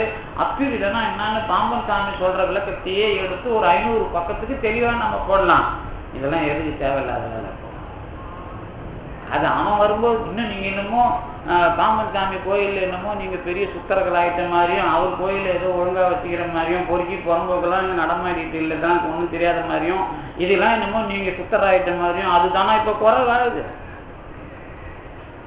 அதுக்குத்தான் நான் தகராறு ரகசியத்தை சொல்லும் போது, நீ எப்படி சுத்தம் நினைக்கிற, கடவுள் எப்படி சுத்தம் நினைக்கிறாரு, நீ உன் உடம்புல சேர்ந்து வாழும்போது அது உன் கண்ட்ரோல்ல இருக்குதா? ரெண்டும் உன் கண்ட்ரோல் இல்லை. நீ சுத்தமா இருந்தா உன்னை யார் காப்பாத்துறான்னு தெரியுதா? சுத்தாத்வைதத்துக்கு இதான் ரூட்டு. நீங்க சுத்தமா இருக்கும். இது இது பேசும்போது எத்திக்கல் அல்லது மாரல் ஆர்குமெண்ட் பேசுவான்.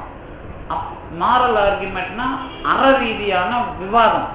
அப்புறம் டீலியோலாஜிக்கல் ஆர்குமெண்ட் பேசுவான், நோக்கம் என்ன அப்படிங்கிறத சொல்லணும். அப்புறம் தான் ஆன்டலாஜிக்கல், எதை சார்ந்து இருக்கிற உலகம் என்ன, காஸ்மலாஜிக்கல் ஆர்குமெண்ட். இப்படி 4 ஆர்குமெண்ட்லாம் பேசி கடவுள் இருக்குதா இல்லையா, இது நமக்கு வேலை இல்லை. இனிமே கடவுள் இருக்குதா இல்லையான்னு சொல்றதுக்கெல்லாம் அது முட்டா பையன் வேலை. அது நம்ம சொற்பொழிவில் அதையும் பேசி சொரிஞ்சுக்கிட்டு அதுல ஒரு போதை ஏற்றிக்கணும். தத்துவத்தை நிறைய கொட்டுறா இருப்பா, அவருக்கு நியாயம் தெரியுது, தர்க்கம் தெரியுது, அப்புறம் என்ன புர்க்கம் தெரியுது. அதாவது அனுபவத்துல நீங்க எதையாவது என்ன வேலை பார்த்த, கோயிலுக்கு வந்த என்ன ஒழுங்கா இருந்த, கோயிலுக்கு வந்த எவன் அயோக்கியம் தெரிஞ்சு அவங்ககிட்ட இருந்து எட்ட வந்தியா, எவன் திருட்டு பையன், எவன் கொள்கை இல்லாதவன் தெரிந்தா, இங்க என்ன சாமி அவங்க ஒப்பம் சொத்தியா சம்பாதிச்சு வச்சுக்கிறாங்க எல்லாருக்கும், அவன் திருடிட்டு போறது இல்லை இங்கிருந்து பட்டா போறதுக்கு, அதெல்லாம் ஒண்ணும் கிடையாதுப்பா.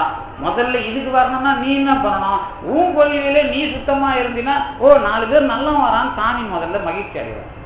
அப்படி இல்லைன்னா இந்த எட்ட விட்டே ஓடி போயிடுவார். அப்புறம் நல்லவன் தான் இருக்கிறான்பா இங்க சுத்தி, அப்படி அவனை குத்திட்டு நாம இருக்கோம். நீங்க பிரதோஷனா நல்லவன் உள்ளத்துல கடவுள் இருக்கிறார். ஆணவம் உலகத்துல இறைவன் இல்லாம பண்ணிச்சு.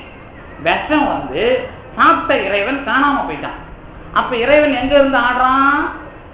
ஒரு நந்தி கொம்புல. உடனே நீங்க நந்தி டான்ஸ் புக்கு ஆடிட்டு இருப்பீங்க, சுண்டல் குத்து வாங்கிட்டு இருப்பீங்க. அது இல்ல, நந்தி கொம்புல இருந்து வர்றாருன்னா என்ன அர்த்தம்னா, சுத்த ஆன்மாவின் உள்ளே இருந்து இறைவன் வெளியே வருகிறான். அப்ப எத்தனை சுத்த ஆன்மா இருக்குதோ அதுதான் இறைவனை காட்டுகிறதுன்னு அர்த்தம். இப்ப சொல்லுங்க பாப்போம், இப்ப பாம்பன் சாமிக்கும் இடம் இந்த 3 ஏக்கர் இடம் இல்ல, எத்தனை சுத்த ஆன்மா. இப்ப பாம்பன் சாமிக்கு நிறைய பேர், எனக்கு தெரிஞ்சு வெளியில எல்லாம் நிறைய பேர் சொல்லியிருக்கிறான். என்ன சொல்லிக்கிறான், என்ன பாம்பன் சாமி தாம்பரம் இரும்புலியூர் போனா அங்க ஒருத்தர் சொல்றாரு, இந்த பக்கம் போனா இங்க ஒருத்தர் சொல்றாரு. எங்க பார்த்தாலும் பாம்பன் சாமியை பற்றி சொல்றாங்க. எங்களுக்கு அருள் பண்ணாரு, என் வீட்டுக்கு வந்தாருன்னு அவர் இந்த காலத்துல இல்ல, சமாதியான பிறகு போறது எல்லாம் என்னை காப்பாத்தினாலாம் சொல்றாங்க. பாம்பன் சாமி இவங்க வீட்டுல போய் நொட்டிட்டு வர்றாரு. இவங்க பாம்பன் சாமி, இவங்க பாம்பன் சாமிக்கு பக்கத்து வீட்டுக்காரன் அந்த காலத்துல சோறு வச்சு கொடுத்தா எங்களுக்கு போய் வேலை பார்த்துக்கிறாரு. நீ ஏதோ ஒழுக்கமானதா இருக்கிறப்ப எனக்கு நீ செஞ்ச, நாளைக்கு நீ என்னத்துல உறுதியா நிக்கிற அப்படிங்கிறது தானே அதுக்கு அர்த்தம். எனக்கு செஞ்சாருன்னு போர்டு போட்டு உட்காந்துக்கிறதா உன் வேலை, நீ என்ன பண்ண போற அப்படிங்கிறது ஒரு வேலை இருக்கு. முடிஞ்சுதா? அதுக்குத்தான் நான் போன வாரம் என்ன சொன்னேன், பாம்பன் சாமி சும்மா சுத்தி இருக்கிறவங்களுக்கு மட்டும் வேலை பார்க்கலப்பா, சித்தர்களுக்கும் வழிகாட்டியா இருக்கிறாரு அப்படிங்கிறத போன வாரம் தொடக்கத்திலே சொன்னேன். நிறைய உங்களுக்கு தெரியாது, நாங்க பர்சனலா பார்த்துட்டு இருக்கிறோம். பர்சனலானா சித்தர் மரபு. நான்லாம் 2 வருஷத்துக்கு தகராலை ரகசியம் பேசுறதுக்கு முன்னாடிலாம் இந்த சமாதி இதெல்லாம் எனக்கு வாத்தியாரா இருந்தவருடைய கோளாறு. அது எனக்கு வாத்தியாரா இருந்தவர், அவருக்கு புரிஞ்ச வரைக்கும் எனக்கு தத்துவத்தை எனக்கு பேசல, சொற்கோவில பேசுவாரு. இவங்கெல்லாம் இப்படித்தான், இவங்க லெவல் இதுக்கு மேல இல்லை, அவர் ஸ்கேல் இது கொடுத்துக்கிறாரு, இவர் என்னமோ மீட்டர் வச்சாரு, இவர் இடம் வச்சாரு, தெராசு வச்சாருலாம் நிறைய சொல்லியிருக்கிறாரு. அப்ப எனக்கும் இந்த அருளாளர்கள் எல்லாம் நான் வேற வேறெல்லாம் பார்த்துருக்கிறேன். ஆனால் கடந்த 1.5-2 வருஷமா நம்ம தகராலை ரகசியம் எடுக்கிற காலத்திலிருந்தே சித்தர்கள் தொடர்பு, இது அவங்க தொடர்பை வச்சுதான் இதுவும் கிடைக்குது. யோகசாமி இலங்கையில, அப்புறம் இங்க வந்து பாருங்க இப்படிலாம் கிடைச்ச பிறகு இதை அனுபவிக்கும் போது அப்புறம் சித்தர்கள் எப்படி வந்து இவரோட தலைமையில இவர்கிட்ட அனுமதி வாங்குறாங்கன்னு தெரியும். அதெல்லாம் நான் ரூட்டு போட்டு எழுதிக்க மாட்டேன். ஏன் பின்னாடி அப்புறம் நீங்க வர ஆரம்பிச்சிருங்க அந்த சித்தர்கிட்ட சொல்லி பாமசாமி வந்து எனக்கு செய்யல, எங்க அந்த சித்தர்கிட்டையாவது வாங்கி கொடுங்க, ஏன் பின்னாடி வர ஆரம்பிச்சிருங்க, நம்ம தான் பிச்சைக்காரன் தெரியுமா எல்லாரும்.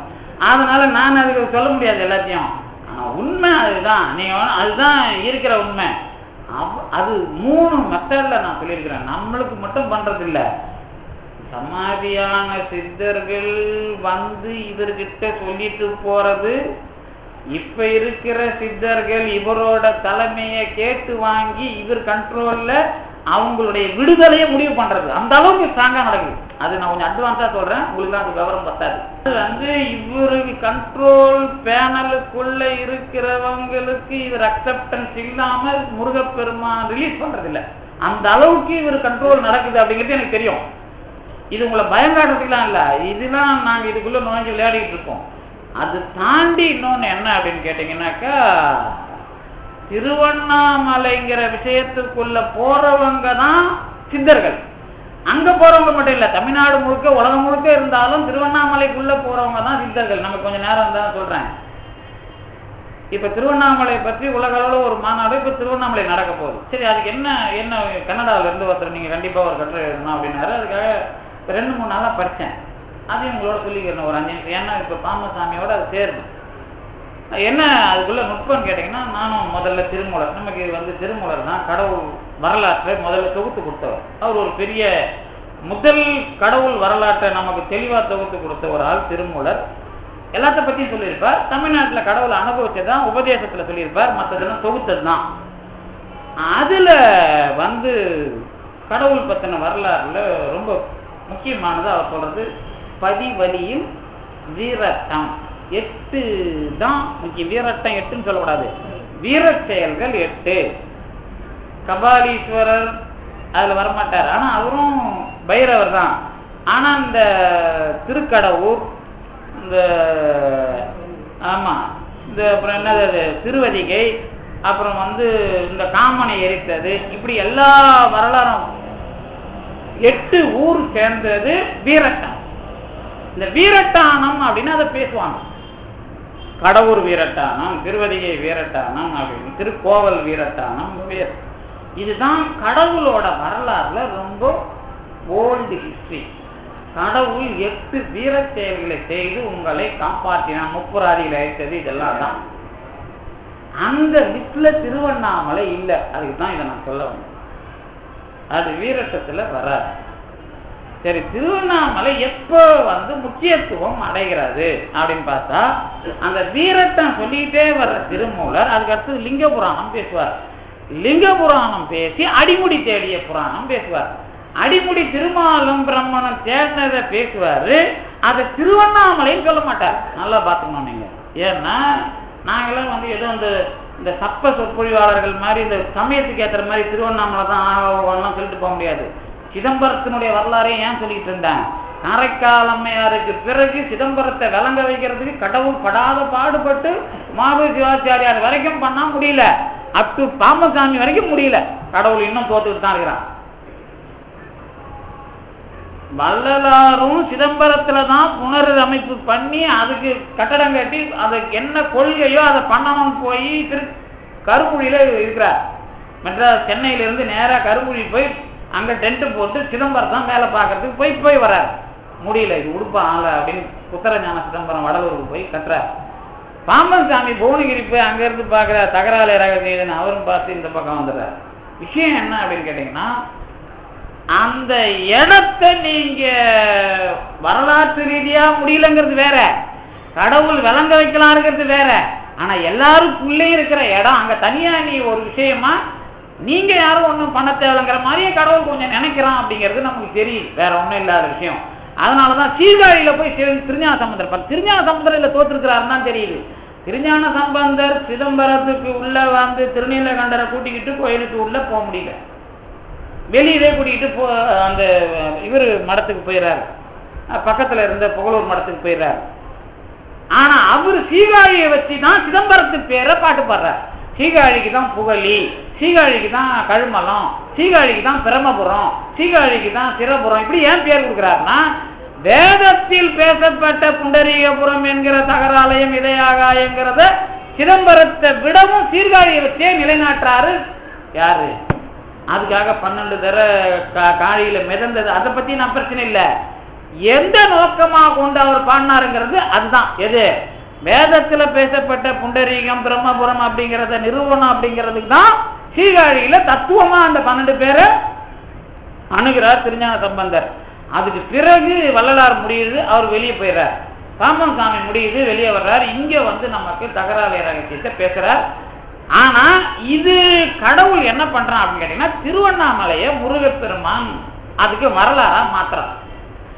திருவண்ணாமலை நீங்க சிவனாவும் பார்க்க கூடாது, முருகனாவும் பார்க்க கூடாது, ஜோதியா பார்க்கணும் அப்படின்னு யாரு முதல்ல கத்துக் கொடுத்தது? அடிமுடி தேடிய வரலாற்றை மட்டும் திருமூலர் பேசியிருப்பார். ஆனா ஆதியும் அந்தமும் இல்ல அரும்பெருஞ்சோதியின் திருவண்ணாமலையில இருந்துகிட்டு மாணிக்க வாசகர் பெறார் பாக்குறார். ஆனா திருவண்ணாமலைங்கிற ஊரா அதுல சொல்லல, தில்லைன்னு சொல்றார். அண்ணாமலை பாண்டது தான் எழுதுவாங்க, திருவண்ணாமலைன்னு அதுல உள்ள வராது. ஆனா பக்கத்துல வர்ற அம்மானையில திருவண்ணாமலைங்கிறார், அம்மானையில சொல்றாரு. இப்ப என்ன அர்த்தம் அப்படின்னு கேட்டீங்கன்னா அடிமுடி தேடிய வரலாற்றை திருவண்ணாமலையில சொல்ல போறோம், ஆனா சிதம்பரத்தை நீங்க கழட்டி விடாம அங்கிருந்து இணைக்கணுங்கிறது தான் அர்த்தம். இந்த வரலாறு அதுக்கப்புறம் பின்னாடி எப்படி வருதுன்னு கேட்டீங்கன்னா குகை நமச்சிவாயர் குரு நமச்சிவாயர் 2 பேரும் அங்க இருந்தாங்க, சிஷ்யம் குரு. இதே மாதிரி குகை நமச்சிவாயர் குரு நமச்சிவாயர் சிதம்பரத்துல இருந்தாங்க. அந்த குரு நமச்சிவாயர் வழியிலே தான் உமாவி சிவம் அப்புறம் சித்தர் சிவபிரகாசர் எல்லாம் வர்றது. இங்க திருவண்ணாமலை இருந்த குகை நமச்சிவாயர் குரு நமச்சிவாயர்ல என்ன நடந்ததுன்னு கேட்டீங்கன்னா 2 பேரும் பேசிட்டு இருக்கும்போது ஒரு நாள் இவரு துணியை துடைக்கிறார் குரு நமச்சிவாயர் சிஷியன். அப்ப குரு என்ன துடைக்கிறேன்? ஒன்றும் இல்லை, சிதம்பரத்துல அந்த நடராஜ பெருமான் கீழே பத்திக்கிச்சு, அதை நான் துடைக்கிறேன் அப்படின்னு அவர் அதை நிறுத்துறாரு. இங்கிருந்தே நிறுத்துறார் திருவண்ணாமலையில இருந்து. இந்த மாதிரி 2-3 வரலாறு இருக்குது குகை நமச்சிவாயர் வரலாறு பற்றினா தெரியும். என்ன அர்த்தம்? சிதம்பரத்தில் பேசப்பட்ட பெரிய அனுபவத்துக்குரிய கடவுளாக இருப்பவன் திருவண்ணாமலைன்னு அர்த்தம், வேற ஒன்றும் இல்லை. இதோட வரலாற்றோட எக்ஸ்டென்ஷன். இந்த அனுபவத்தை தகராலயம் என்பது பெரிய அனுபவம் ஆகும் போது அதை முருகன்கிற பேரை ஒதுக்கிற கூடாது. தகராலய ரகசியம் சிதம்பர ரகசியம் அதை ஞானவெளின்னு சொன்னோம். ஆனா முருகன் ஒரு கடவுளை பேசியாச்சு உலகத்துல. இப்ப முருகன்கிறத கழட்டி விட்டுட்டு சிதம்பர ரகசியத்திலேயே பேசினா சரி வராது. போட்டு திருவண்ணாமலையில போட்டு அருணகிரிநாதர் முருகனை பாட விட்டு அவரை கவுத்து அங்க முருகன் அனுபவமா தகராலய ரகசியம் வருது. இப்ப திருவண்ணாமலைய சுத்தனீங்கன்னா அங்க இருக்கிற சித்தர்கள் யாரும் சிவன்னு சொல்ல மாட்டான், முருகன்னு சொல்ல மாட்டான், பெரிய அனுபவத்துல போயிட்டு இருக்கான். அவங்களுக்கு எல்லாம் ஜோதி அனுபவம் தான். அதே மாதிரி அங்க சுத்தனீங்கனாலோ அங்க இருந்து கேட்டாலோ பெரிய கடவுளாகிய முருகனுடைய அனுபவம் பேருக்கு ஜோதியாகிய அனுபவம் தான். அதனால அங்க சுத்துறவனுக்கும் இப்ப அங்க கடவுள் காட்டி விடுற இடம் பாம்பன் சுவாமிகள் சமாதி அப்படின்னு நான் போன வாரம் தொடக்கத்திலேயே சொன்னேன். இப்ப என்ன சொல்லிட்டு வரேன்? பெரிய அளவுல வந்த ஞான பரம்பரை வேதம் தொடங்கி வந்த வரலாற்று முடிவை அத்தியாசிரம சுத்தாத்வைத வைதிக சைவ சித்தாந்தம் என்ற பெயரால் சொல்லிய ஞானபானு என்ற சூரியனாக பாம்பன் சுவாமிகள் இருக்க, தற்போது பெரிய கடவுள் அனுபவத்துக்குரிய தலைமை இடமாகவும் இது இருக்க, இதிலே இருக்கிற நீங்கள் எல்லாம் மிகப்பெரிய பலவான்கள், புறம்போக்குகளையோ போலிகளையோ கொண்டு பயப்பட வேண்டாம் என்பதை சொல்லிக்கொண்டு இந்த அளவில் தந்து நிறுத்திய திருவருளுக்கும் குருவர்களுக்கும் நன்றி விடைபெறுகின்றேன்.